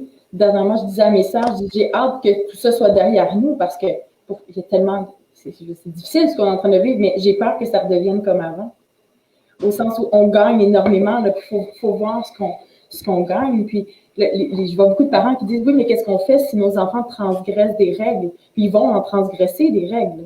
Mais je trouve que ce que je vais enseigner aux parents qui viennent me voir, même ce que j'essaie moi d'appliquer, c'est quand il y a transgression de règles, de ne pas taper sur la tête de l'enfant, mais vraiment de voir pourquoi il y a eu transgression de règles. Puis soit je vais au-delà, moi, de mes gammes ou de l'ado qui me dit ce qu'il a fait qui était inacceptable. Puis j'essaie de voir pourquoi il le fait sans jugement. De dire, mais tu as fait ça, mais je pense que ça peut peut-être t'apporter ça, peut-être que tu avais besoin de ça. Et là, il est déjà dans une posture de, OK, tu ne veux pas me piler dessus, tu ne veux pas. Donc, tu es dans l'accueil. Et maintenant, voilà pourquoi maintenant, moi, je t'explique pourquoi moi, je ne crois pas que ça peut fonctionner comme ça. Puis maintenant, comment on trouve un terrain d'entente? Parce qu'on cohabite, on s'aime, on se respecte. Donc maintenant, on va trouver un terrain d'entente. Et j'ai confiance que la prochaine fois, tu vas essayer. Pas que la prochaine fois, tu ne me feras plus jamais ça, sinon ça va aller mal. Parce que là, on leur met une pression, puis on leur dit, si tu ne fais pas ça, tu n'es pas à la hauteur. Tu n'es pas à la hauteur de ce que j'attends de mon enfant. Et ça, c'est décevoir son parent. C'est tellement difficile. Il y a une expression, je ne sais pas si elle est connue au Québec, qui dit « Les meilleurs braconniers font les meilleurs gardes-chasse ». Autrement dit, nous, comme parents, aujourd'hui, on a été des enfants et des ados et on les a transgressé les règles d'une manière ou d'une autre. Est-ce que peut-être qu'à certains moments, on a pris des risques qu'on ne reprendrait pas si on se retrouvait au moment où on a pris trop de risques, d'accord? Mais toujours est-il que le fait d'avoir pris des risques, le fait d'avoir transgressé des règles, on a aussi appris le côté social. Puis, il ne faut pas oublier, c'est que, tu sais, il y a de plus en plus dans les villages, peut-être dans certaines villes aussi, où tu as des radars fixes qui te rappellent en fait que tu es en train de dépasser la limitation de vitesse de l'endroit où tu la respectes. Un beau petit bonhomme sourire si tu la respectes et tu as un signal attention ou danger si tu la transgresses. Pour moi, je trouve que c'est 10 fois plus efficace d'avoir ça au bord de la route que d'avoir un policier qui donne un ticket de 115 $. OK? Parce que le radar te rappelle à ta responsabilité. Quand on est puni par le policier, on a juste une chose, on a une colère à l'intérieur de soi. D'ailleurs, les policiers souvent reçoivent cette colère-là, alors que c'est l'adulte qui a roulé trop vite avec son auto. D'accord? Donc, regardons-nous quand on est face à un policier, comment on réagit. D'accord? Et si en plus le policier nous fait la morale, mais c'est l'enfer. Donc, si nous, on se transforme avec nos jeunes en schtroumpf à lunettes, c'est étouffant pour le jeune. La seule chose qu'il veut faire, c'est boucher les deux oreilles et s'il n'est pas capable, soit il va nous provoquer encore plus, soit mentalement, il va chercher à s'échapper, d'accord? Et de toute façon, ça ne servira à rien. D'être là, d'accueillir, puis d'être moins... d'être pas dans le... Ça change rien, ça l'aide pas. Puis c'est ça, on est confronté à un mur chaque fois et ça brise la relation. Tout à fait. Alors que si on demande aux jeunes, penses-tu que c'était la meilleure des choses à faire? Penses-tu que c'est une bonne idée? Est-ce que c'est ça la règle qu'on t'a donnée à la maison? Juste parfois, de poser la question, c'est beaucoup plus facile d'atteindre les objectifs que l'on a. La punition, elle est rarement utile. Puis, tu sais, l'enfant n'est pas que très rarement conscient de l'intention de son comportement. C'est une expression d'un mal-être. Puis si on peut juste taper sur ça, on étouffe l'émotion qui était en dessous. Puis moi, j'aime bien travailler avec les enfants. Puis tu sais, ils vont tester des limites dans mon bureau. Ils vont par moments être inadéquats, ils vont être impolis ou ils vont toucher à des choses. Moi, ils savent que dans mon bureau, ils peuvent toucher à tout, sauf mon ordinateur et mon classeur. Après ça, s'ils veulent s'asseoir sur le bord de fenêtre, ils peuvent. S'ils veulent être agenouillés sur le... Donc, vraiment, ça, c'est moi qui le gère. mais ils vont tester les limites. Et là, moi, j'aime plus leur relancer une question. Qu'est-ce que tu attends de moi quand tu fais ça? Parce que tu veux me dire quelque chose. Parce que tu le sais, on en avait déjà parlé. Et quelqu'un d'intelligent et tu as bien compris, je le sais. Donc, qu'est-ce que tu attends de moi maintenant? Et ça les enlève comme ça, ces comportements-là de ah, ben, je savais pas. M'étonnerait que tu le savais pas. Tu sais, mais tu voulais peut-être voir si j'allais tenir la consigne, tu voulais voir si j'allais te punir, tu voulais voir si je t'aimerais encore. Donc, et de nommer ça, l'enfant fait, ah ben, non, je voulais pas ça. Et rapidement, il ne transgresse plus les règles de mon bureau. Parce qu'il sait que même si je transgresse, j'abandonne pas l'enfant. Je vais être encore là dans la position d'accompagnement. Donc ça, je trouve que c'est peut-être ce qui nous manque quand on est tout le temps dans des conflits avec nos enfants. Des fois, c'est dur de sortir de ces cercles vicieux-là où ça fait des années que c'est difficile, qu'on a effrité le lien. Puis là, comment on reprend là, d'être humble? Mais c'est là qu'on a besoin parfois d'aller voir quelqu'un comme toi ou comme moi ou comme d'autres pour justement avoir quelqu'un d'extérieur qui nous aide en fait à prendre conscience de petites choses. Tu sais, hier, j'ai comment dire, une famille que j'accompagne depuis un petit moment et on parle justement des mots blessants que le jeune entend quand il est dans le quartier autour de sa maison. Et il se rend compte à un moment donné que un de ses parents utilise parfois aussi des mots blessants et finit par le dire, tu vois.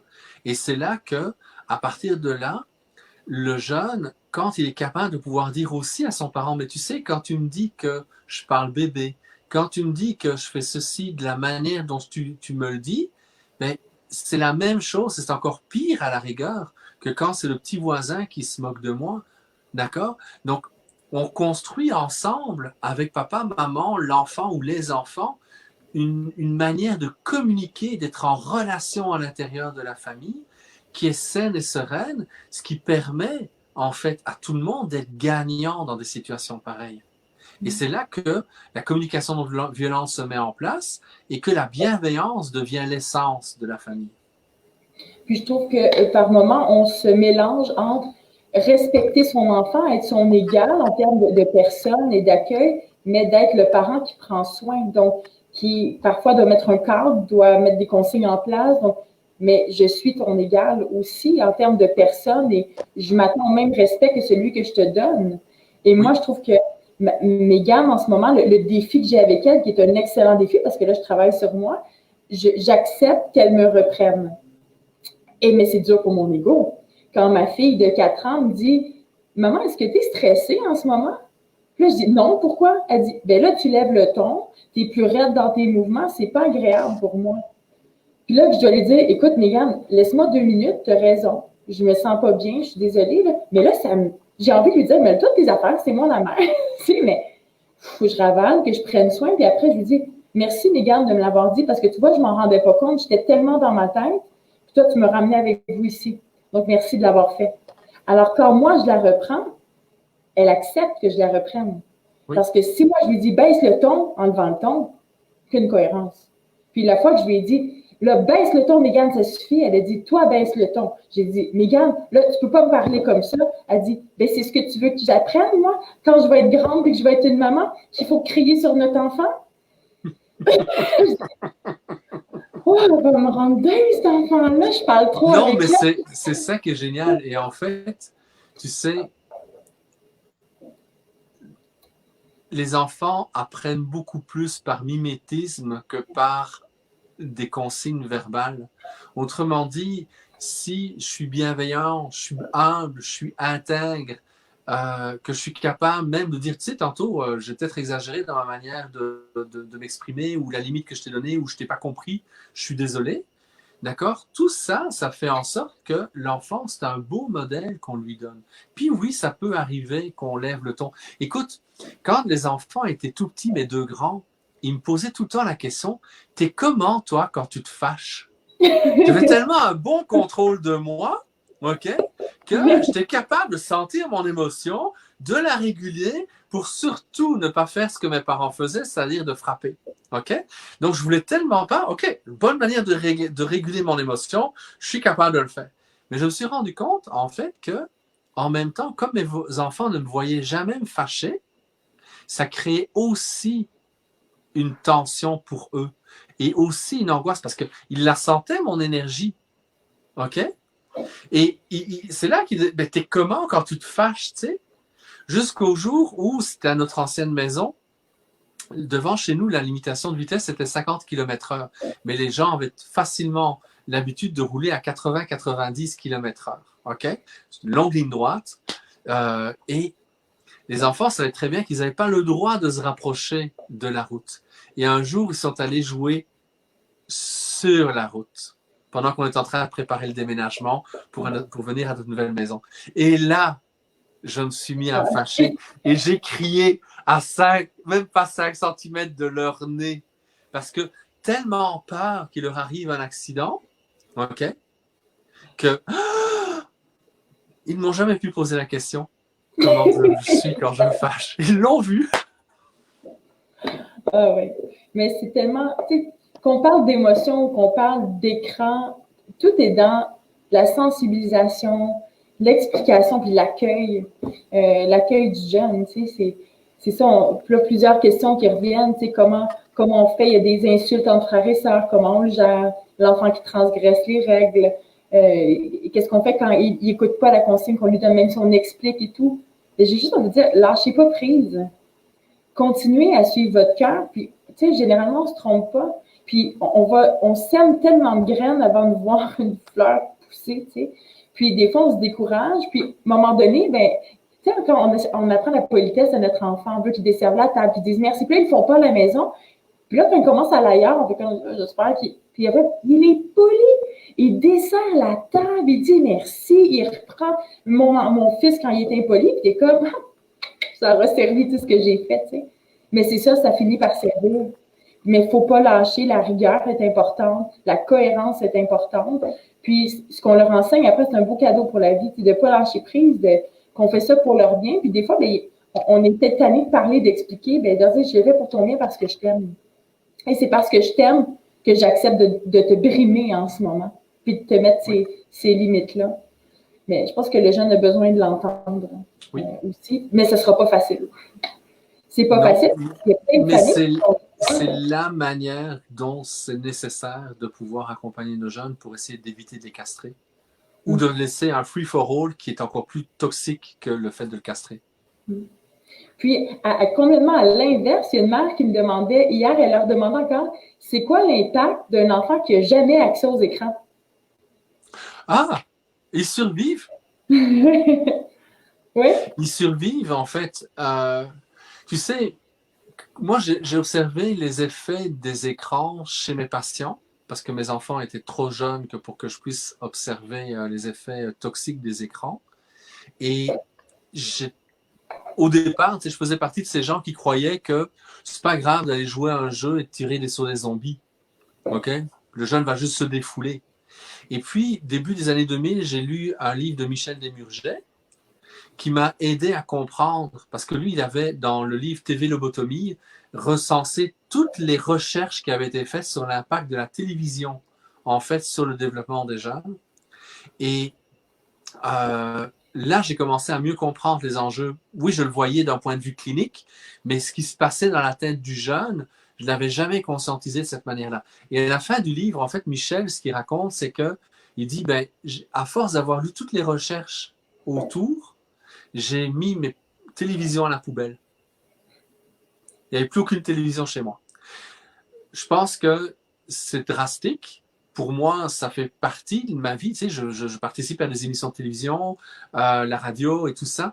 Donc, j'ai beaucoup d'amis qui sont dans le monde de la comédie, de l'art visuel et autres. Donc, la télévision, ça fait partie quand même, en fait, des outils, mais c'est de bien l'utiliser. Par contre, ce qui a toujours été très clair avec ma conjointe et moi, c'est les jeux vidéo sont interdits et le chatting, on a commencé à le tolérer vers 13-14 ans parce qu'on ne voulait pas les effets pervers éventuellement du chat et on a une certaine surveillance par rapport à ça.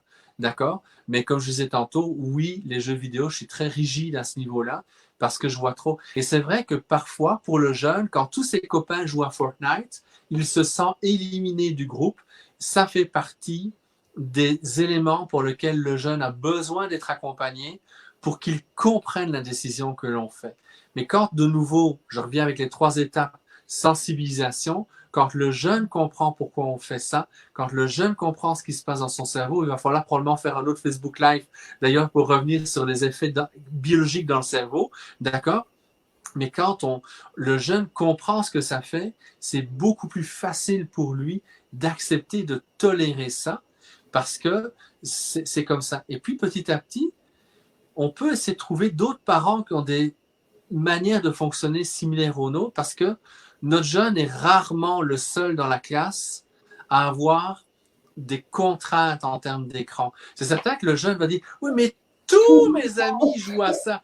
Tous mes amis sont sur Instagram. Tous mes amis font... » Oui, et puis, c'est pas vrai. OK? Donc, d'essayer de trouver des personnes qui vont avoir une attitude similaire. Et puis, petit à petit, et c'est plus facile en 4e année primaire de toute façon, ils vont se regrouper par jeunes qui ont d'autres intérêts que le sport, occupation double ou les jeux vidéo. Puis, il y a une question super pertinente qui rentre, que j'entends souvent en clinique. Quand j'explique à mon jeune que lorsqu'on tire sur des zombies, il conditionne son cerveau à réagir en guerrier dans la vraie vie, il me répond « Mais maman, je suis pas con, je sais que c'est pas la vraie vie, j'ai aucune envie d'aller acheter des fusils. » Moi, j'ai envie de dire qu'on a une responsabilité comme parents. Je suis pas en train de dire que la dame ne prend pas ses responsabilités, là, vraiment pas. Sauf qu'à un moment donné, c'est à nous de dire ce n'est plus toléré. Tu ne peux pas jouer à ce jeu-là, c'est non. Et ça va frustrer l'enfant, là. Tu sais, le massacre de Christchurch en Nouvelle-Zélande, le gars reproduisait en fait une mission de Fortnite. Les jeunes qui jouent à GTA V, Grand Theft Auto, il y a les missions traditionnelles, mais il y a des portes pour aller dans une forme de dark jeu, de dark game, OK? Et ils apprennent à y aller très facilement grâce au chat, où là, ils ont des missions toxiques. Genre, on lève une pute, on la baise, et c'est le joystick, d'accord, qui sert de fait, et il faut lui mettre une balle dans la tête après. Donc, le rapport, en fait, à la femme est problématique. Pire, en Russie, il y a des clubs qui se sont créés où ils reproduisaient ce genre de mission-là. Et ils allaient chercher une fille, une travailleuse du sexe, ils la violaient et ils la tuaient. Il y a 4-5 ans, on a interdit les déguisements de clowns parce qu'il y avait plein de gens qui se grimaient en clown et qui s'amusaient à terroriser. Ils trouvaient ça marrant, eux. Tu sais? Donc, le jeune, peut-être qu'au moment où il disait ça, ben moi, je ne vais pas le faire. Au moment où il le dit, je suis certain qu'il le pense pour vrai. Mais si à un moment donné, il est intimidé pendant le secondaire, il se sent molesté, il ne se sent pas compris, il y a un professeur qui se moque de lui, ou plusieurs, il y a un moment donné où le naturel pacifique est tellement brimé par le jeu vidéo parce que la seule chose que le jeune sait faire, c'est tirer sur des zombies. Eh bien, il y a un moment donné où le cerveau ne fait plus la différence entre le professeur, les copains de classe et les zombies. Et c'est là qu'on a un risque, en fait, d'un passage à l'acte. Le gars qui jouait, qui est allé à Dawson, c'est un jeune qui était beaucoup sur des jeux vidéo. Et à un moment donné, il y a 2 fils qui se sont touchés. Et malheureusement, il est allé dans un collège pour tirer sur du monde. Il n'a heureusement fait qu'une seule victime, mais c'est une victime de trop. Donc oui, il y a des liens qu'on peut faire dans l'usage des jeux vidéo et des passages à l'acte chez certaines personnes qui sont plus fragiles. Mais pour autant, tu n'es pas en train de dire que tous les jeux vidéo devraient être cessés. C'est les jeux vidéo reliés à la violence? Écoute, j'ai vu tellement de détresse chez des jeunes dans ma pratique clinique que c'est la décision que ma conjointe et moi, on a faite. Par contre, mes 2 grands sont moins là-dedans, mais mon plus jeune l'est. Jolan, il me voit faire du montage. Il me voit aller à la télévision, aller à la radio. Et c'est un univers qui est en train d'apprivoiser. Donc, il a sa petite caméra. Il se filme sous plusieurs angles il essaie de reproduire toujours les mêmes gestes. D'accord? Et après, donc il se filme avec plusieurs angles et il redonne l'impression que c'est une longue descente en planche à neige ou en patin à glace. Il refait des montages, il fait comment dire, des génériques. Donc, il va rentrer dans un univers de création. Il va apprendre, il a appris à faire de la musique et qu'il est en train pour l'instant d'apprendre à composer de la musique avec un synthétiseur et de modifier sa musique et de rajouter des instruments de musique avec des bandes son qui existent. Donc là, il utilise l'écran, d'accord, mais d'une manière créative. Donc là, on est beaucoup plus dans la première séquence, d'accord. C'est un écran de travail, c'est un écran de création, comme quand j'écris un livre, par exemple, d'accord. Donc là, on est là. On n'est pas dans la troisième catégorie où c'est juste du loisir dont on pourrait se passer. Alors maintenant, peut-être que vous m'entendez, vous me trouvez très rigide par rapport à la décision que j'ai prise, mais mes deux grands, ils ont 15 ans et demi aujourd'hui, puis ils sont très capables de pouvoir vivre sans avoir accès à des jeux vidéo et avoir un contrôle assez strict des chats qu'ils peuvent avoir ou non avec leurs amis. Puis pour les familles, parce que assurément, tous ne vont pas couper ou restreindre l'accès. Il y en a qui ont toujours eu accès. Donc là, j'entends déjà les parents faire, ben là, qu'est-ce que je fais maintenant? Tu sais? Mais je pense qu'on peut apprendre aussi une certaine autogestion à l'enfant. Non, il ne gérera pas tout seul, puis il ne dira pas, j'ai assez joué aux jeux vidéo, je vais arrêter. Mais ne serait-ce que moi, ce qu'il y a des familles qui me consultent, des fois, on fait c'est un truc que ma sœur m'avait donné avec ses garçons. Elle donnait 3 épingles à linge. Dans la journée, les enfants avaient le droit de 3 épingles à linge de 15 minutes qui comprenait jeux vidéo, quoi qu'elle a maintenant enlevé jeux vidéo, qui avait tablette et qui avait télévision. Ça ne comprend pas les cinémas en famille. Là. Ça, c'était, tu as envie d'écouter une émission, c'est ton 15 minutes, tu veux écouter ton blogueur YouTube, c'est ton 15 minutes. Et l'enfant choisissait son épingle. Donc là, j'ai rien à faire, j'ai envie de prendre mon épingle, je le prends. On part un timer. Ça fait ding. Est-ce que tu veux ta deuxième épingle ou tu trouves une autre activité? Ah non, je la veux maintenant. D'accord, il va t'en rester une. Mais là, au départ, ce qu'il faisait, c'est qu'il prenait tout d'un coup parce qu'il n'y avait pas d'autocontrôle. Puis moi, il se rendait compte que je vis le malaise dans la journée depuis en avoir. Donc là, je vais en prendre juste un ce matin. Puis là, éventuellement, en quelques semaines, voire quelques mois, là, ça prend plus ou moins 3 mois, il arrivait à la fin de journée qu'il n'avait pas utilisé toute leur épingle. Mais ça, c'est génial. Mais c'était un accompagnement bienveillant de ta sœur avec ses gars. Oui, c'est ça. Puis à travers ça, ils ont créé des tableaux à part l'écran, parce que j'adore l'écran. La première carré sur le tableau, c'était des jeux d'écran qu'ils aiment faire, là, le YouTube, le film, peu importe. Et le reste, c'est comment je peux occuper mon temps autrement. Donc, en attendant d'utiliser ton autre épingle, qu'est-ce que tu peux faire d'autre? Et c'était, plutôt que de jouer au géo, c'était de le rediriger à la fiche. Maintenant, regarde ce que tu peux faire. Puis, mais ils ont eu le droit au « Je m'ennuie, c'est plate, il n'y a rien à faire. » Ma fille, des fois, qui me dit « C'est plate notre vie. » Elle a 5 ans. « C'est plate notre vie parce qu'on ne fait pas d'activité. » Mais ça dure, ça passe, là. Mais mon bébé, la créativité naît de l'ennui. C'est parce que l'enfant s'ennuie. Alors oui, on peut avoir une liste d'activités qu'on peut faire en dedans ou à l'extérieur, d'accord? Ça va aider, ça va amener plus d'autonomie de l'enfant. Mais l'ennui fait partie des choses que l'enfant doit apprendre à gérer parce que, à force de s'ennuyer, il va finir par sentir qu'est-ce qui fait sens pour lui. Et à partir du moment où il sent qu'est-ce qui fait sens pour lui, il va être capable de donner du sens à sa vie et choisir éventuellement une filière de formation pour en faire un métier.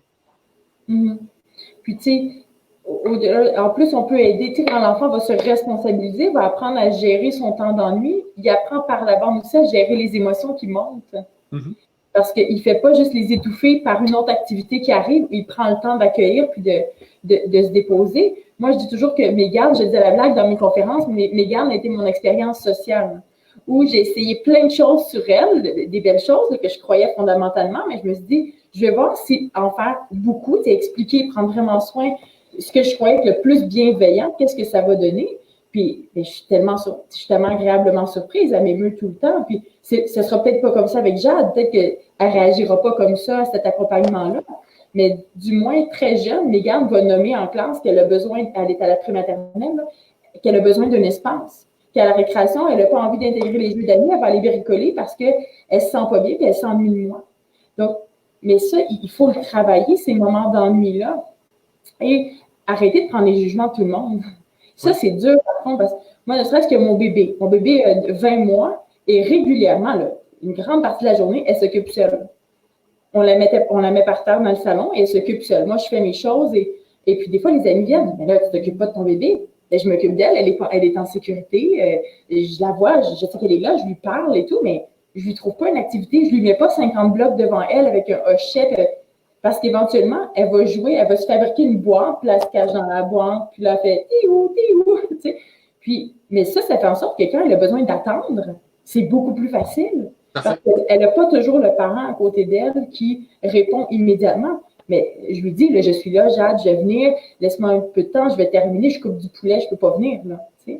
Mais de gérer ce temps d'ennui-là, je pense que c'est nécessaire. Ça va permettre, comme tu disais tantôt, aux enfants d'attendre à l'école, d'attendre le tour à la récréation, d'accepter que l'autre ami, bien, en ce moment, il n'a pas envie de jouer avec lui, qu'il a envie de faire autre chose. Donc, je trouve que on travaille tellement les habiletés sociales en ce moment dans la maison. On travaille ce que tu appelles ça les habiletés du vivre ensemble. J'aime ça, comment tu le nommes. Puis ça, quand les classes vont rouvrir, c'est un cadeau qu'on leur fait. Oui. Donc, utilisons ce moment-là pour faire cet enseignement de la vie-là. Peut-être se sortir de l'académique, hein, parce que là, pour plein de parents, c'est comme un boulet sur qu'ils doivent tirer là, de comment je vais faire. Ben, peut-être qu'on peut un peu en mettre de côté puis se consacrer sur la vie. Là.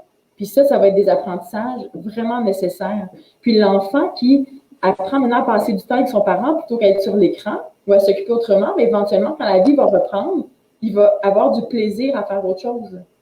Et ce sera resté des super de beaux souvenirs dans la tête de l'enfant qui, un peu comme dans le film La vie est belle, où le papa fait croire à son enfant qu'ils sont dans un camp d'été, d'accord?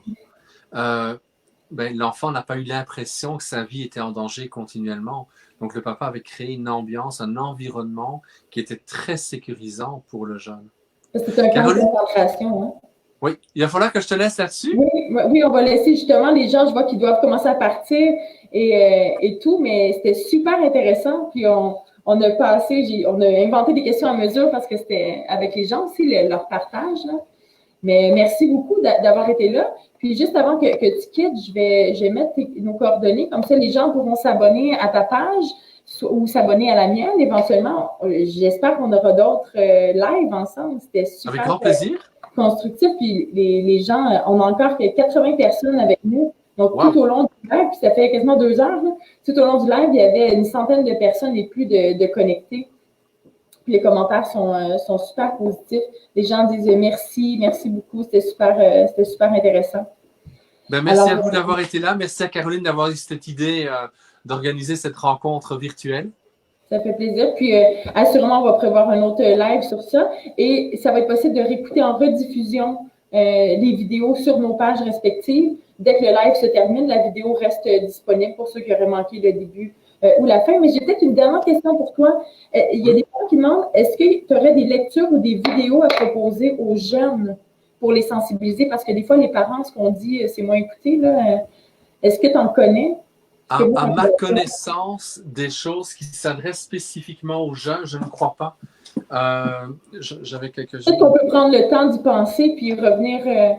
Oui, non, j'en connais pas. J'ai d'ailleurs une idée de le faire à un moment donné, mais j'ai jamais vu quelque chose de vraiment bien fait sur justement cette problématique-là en tant que telle pour sensibiliser les jeunes.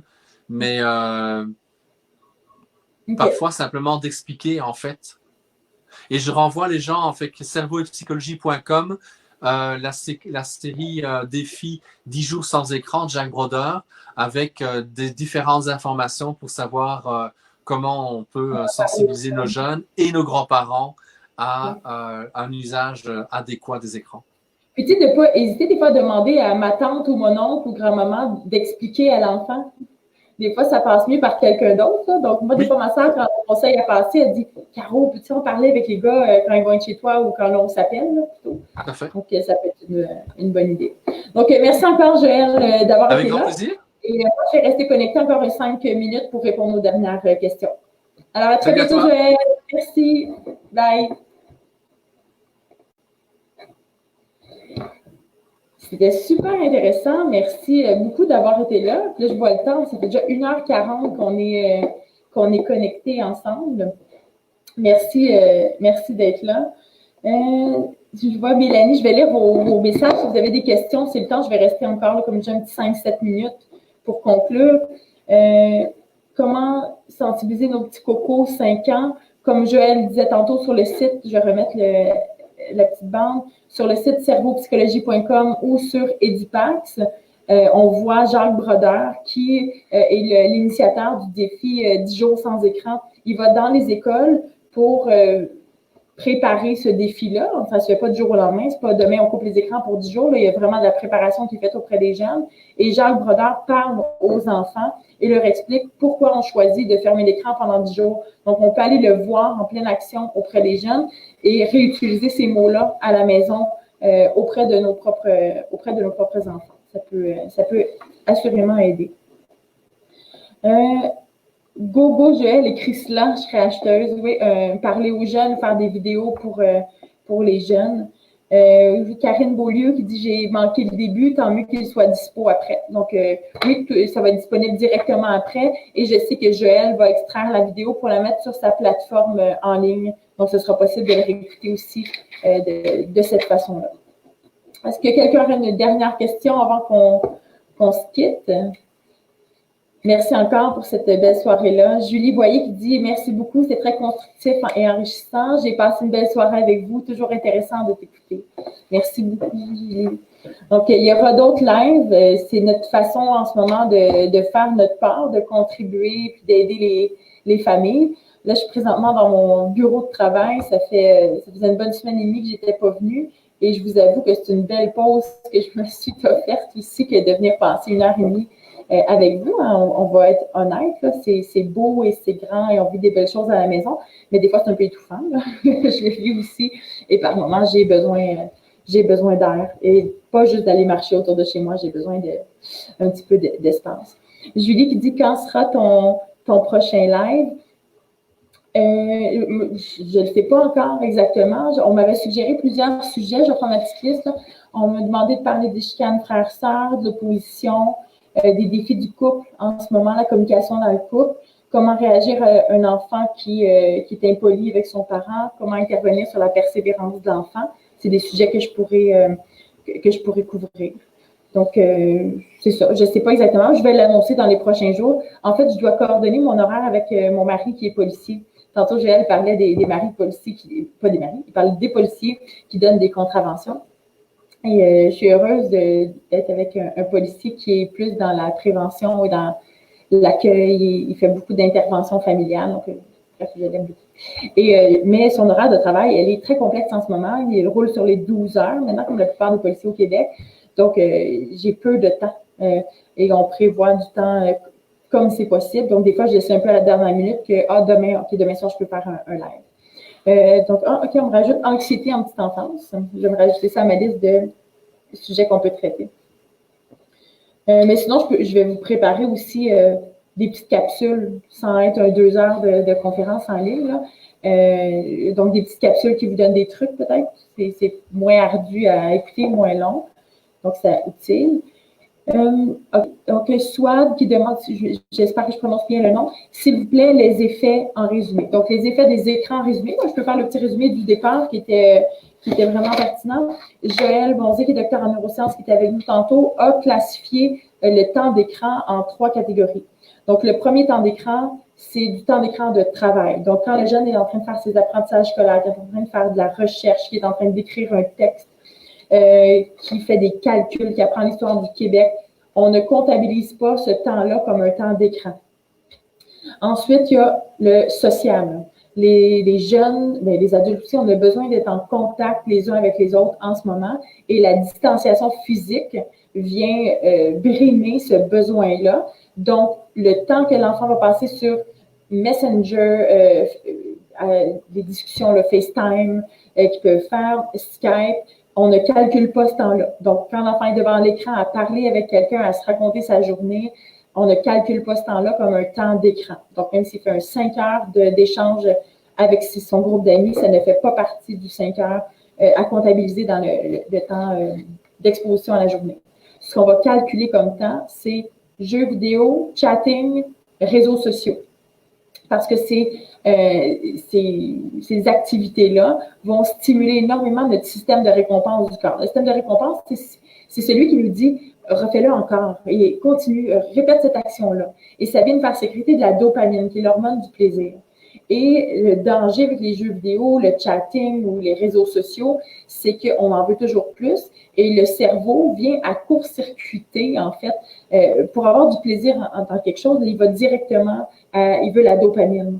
Et s'il n'a pas accès directement à cette dopamine-là, il ressent beaucoup moins de plaisir et c'est plus difficile de s'investir aussi et de gérer ses émotions. Donc, ça entraîne toutes sortes de difficultés autres. Donc, il y a Dr. Linda Pagani, qui est professeure au département de psychoéducation de l'Université de Montréal, qui a dit elle a écrit dans le Journal de Montréal il y a 2 jours que les lignes directrices, là, plus ou moins, les enfants de 6 ans et moins, 1 heure d'écran par jour. Et là, les écrans, c'est, comme on disait, jeux vidéo, applications sur la tablette, même si l'application est éducative, là. Par exemple, j'apprends à reconnaître des sons, j'apprends à reconnaître des lettres. C'est tout le niveau de stimulation. Ce que Joël parlait, c'est lorsqu'il va y avoir beaucoup de stimulation visuelle et auditive, c'est là que ça a un impact directement sur notre système de récompense du corps et c'est là qu'on va développer une forme d'addiction et que ça va être encore plus difficile de se sortir de l'écran ou qu'on va vivre beaucoup d'inconfort lorsqu'on se déconnecte de l'écran. Alors, tout ce qui est tablette cellulaire, et les émissions très stimulantes comme Bob l'éponge, Papatrouille, sont comptabilisées ce temps-là. Donc, 6 ans et moins, c'est 1 heure au maximum par jour. 6 ans et plus, 2 heures au maximum par jour. Après ça, qu'est-ce qu'il disait d'autre pour faire un petit résumé? C'est ça, le temps d'écran qu'on a parlé, l'effet sur les jeunes. De cadrer, de mettre des limites. Est-ce que c'est pareil pour la télé? Ça dépend de ce qu'on écoute. Quand Joël parlait beaucoup des stimulations auditives et visuelles. Donc, si toute la journée, l'enfant est exposé à Bob l'éponge, Patrouille, Ladybug, Miraculous, donc tout ce qui nous est... Tu sais, nous, on finit par quand on l'éteint, on fait « Ah! » Ben, imaginez le système nerveux de l'enfant. Okay? En fait, il faut savoir que nos yeux ne sont pas faits pour lire du 2D. Okay? On est fait pour vivre dans un monde en 3 dimensions, on est fait pour vivre dans la nature. Donc, nos yeux, bien qu'on est capable de voir là, à l'écran, on voit ce qu'on fait et on sait que c'est pas la réalité, là, notre système nerveux ne le sait pas. Donc, si tout au long de la journée, l'enfant est exposé à plusieurs moments où il écoute l'écran et son système nerveux craint, bien quand il ferme l'écran, cette charge-là, elle est réelle. Et l'enfant va devoir canaliser cette énergie-là, ce stress accumulé-là. Et là, il va y avoir 2 façons de le faire. Soit qu'on va aller bouger, ça va aider l'enfant à relâcher les tensions, ou soit que l'enfant va être énormément agité.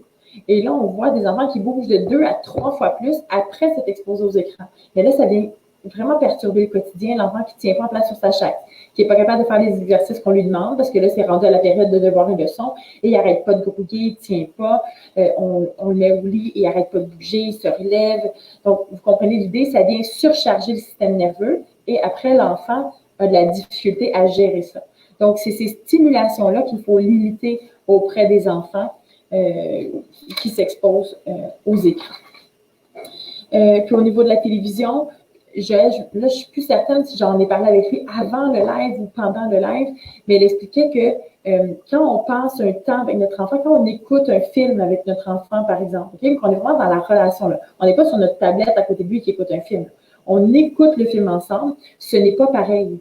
Parce que l'enfant, il n'est pas juste stimulé par l'écran, il est dans la relation, dans ce que j'appelle le caring. Donc, on est auprès de notre enfant, on échange, on parle, on se colle. Donc, notre système de récompense est aussi sollicité par cet échange-là. Et l'enfant va avoir après tendance à aller rechercher ça. Donc, ce n'est pas seulement l'écran. Donc, quand on est avec notre enfant, c'est pas la même chose. Donc, les cinémas en famille le soir, là, ce ne serait pas la même chose. Chantal qui dit « Merci pour la belle présentation. Tu es très intéressant. J'ai bien aimé l'idée des épingles. Je vais l'appliquer avec mon ado. » Alors, sur ce, bien, je vais devoir vous quitter. Je vais retourner à la maison. J'ai passé la journée au bureau à préparer ce live-là pour vous. J'espère vraiment que vous avez apprécié. Et encore une fois, si vous avez manqué le début du live, vous pouvez l'écouter en rediffusion. Puis, si vous avez d'autres idées, si on n'a pas répondu à certaines questions, Évidemment, prenez soin peut-être de réécouter le live avant de nous envoyer les questions pour qu'on puisse, si on n'a pas couvert certains sujets, en préparer un autre pour répondre à ces questions-là. Alors, dernière question, Caro qui dit, qu'en est-il d'un enfant qui joue aux jeux vidéo avec son père? Quand on joue aux jeux vidéo avec le père, on est quand même stimulé, on n'est pas dans la... oui, je comprends, on est dans la relation. J'aurais tendance à dire, ça dépend peut-être de ce qu'ils font. OK? Honnêtement, je demanderais à Joël. Moi, j'aimerais bien avoir l'impact sur le cerveau. Avant de proposer des interventions, j'aime bien comprendre ce que ça fait au corps de l'enfant pour que ce qu'on propose soit efficace. Alors, Caro Roussel, je prends en note ta question. Jeu vidéo avec papa. Et je vous reviens soit dans une capsule ou soit dans un article ou dans le prochain live. Alors, sur ce, je ferme le live. Merci encore d'avoir été là et au plaisir de vous retrouver. Bye!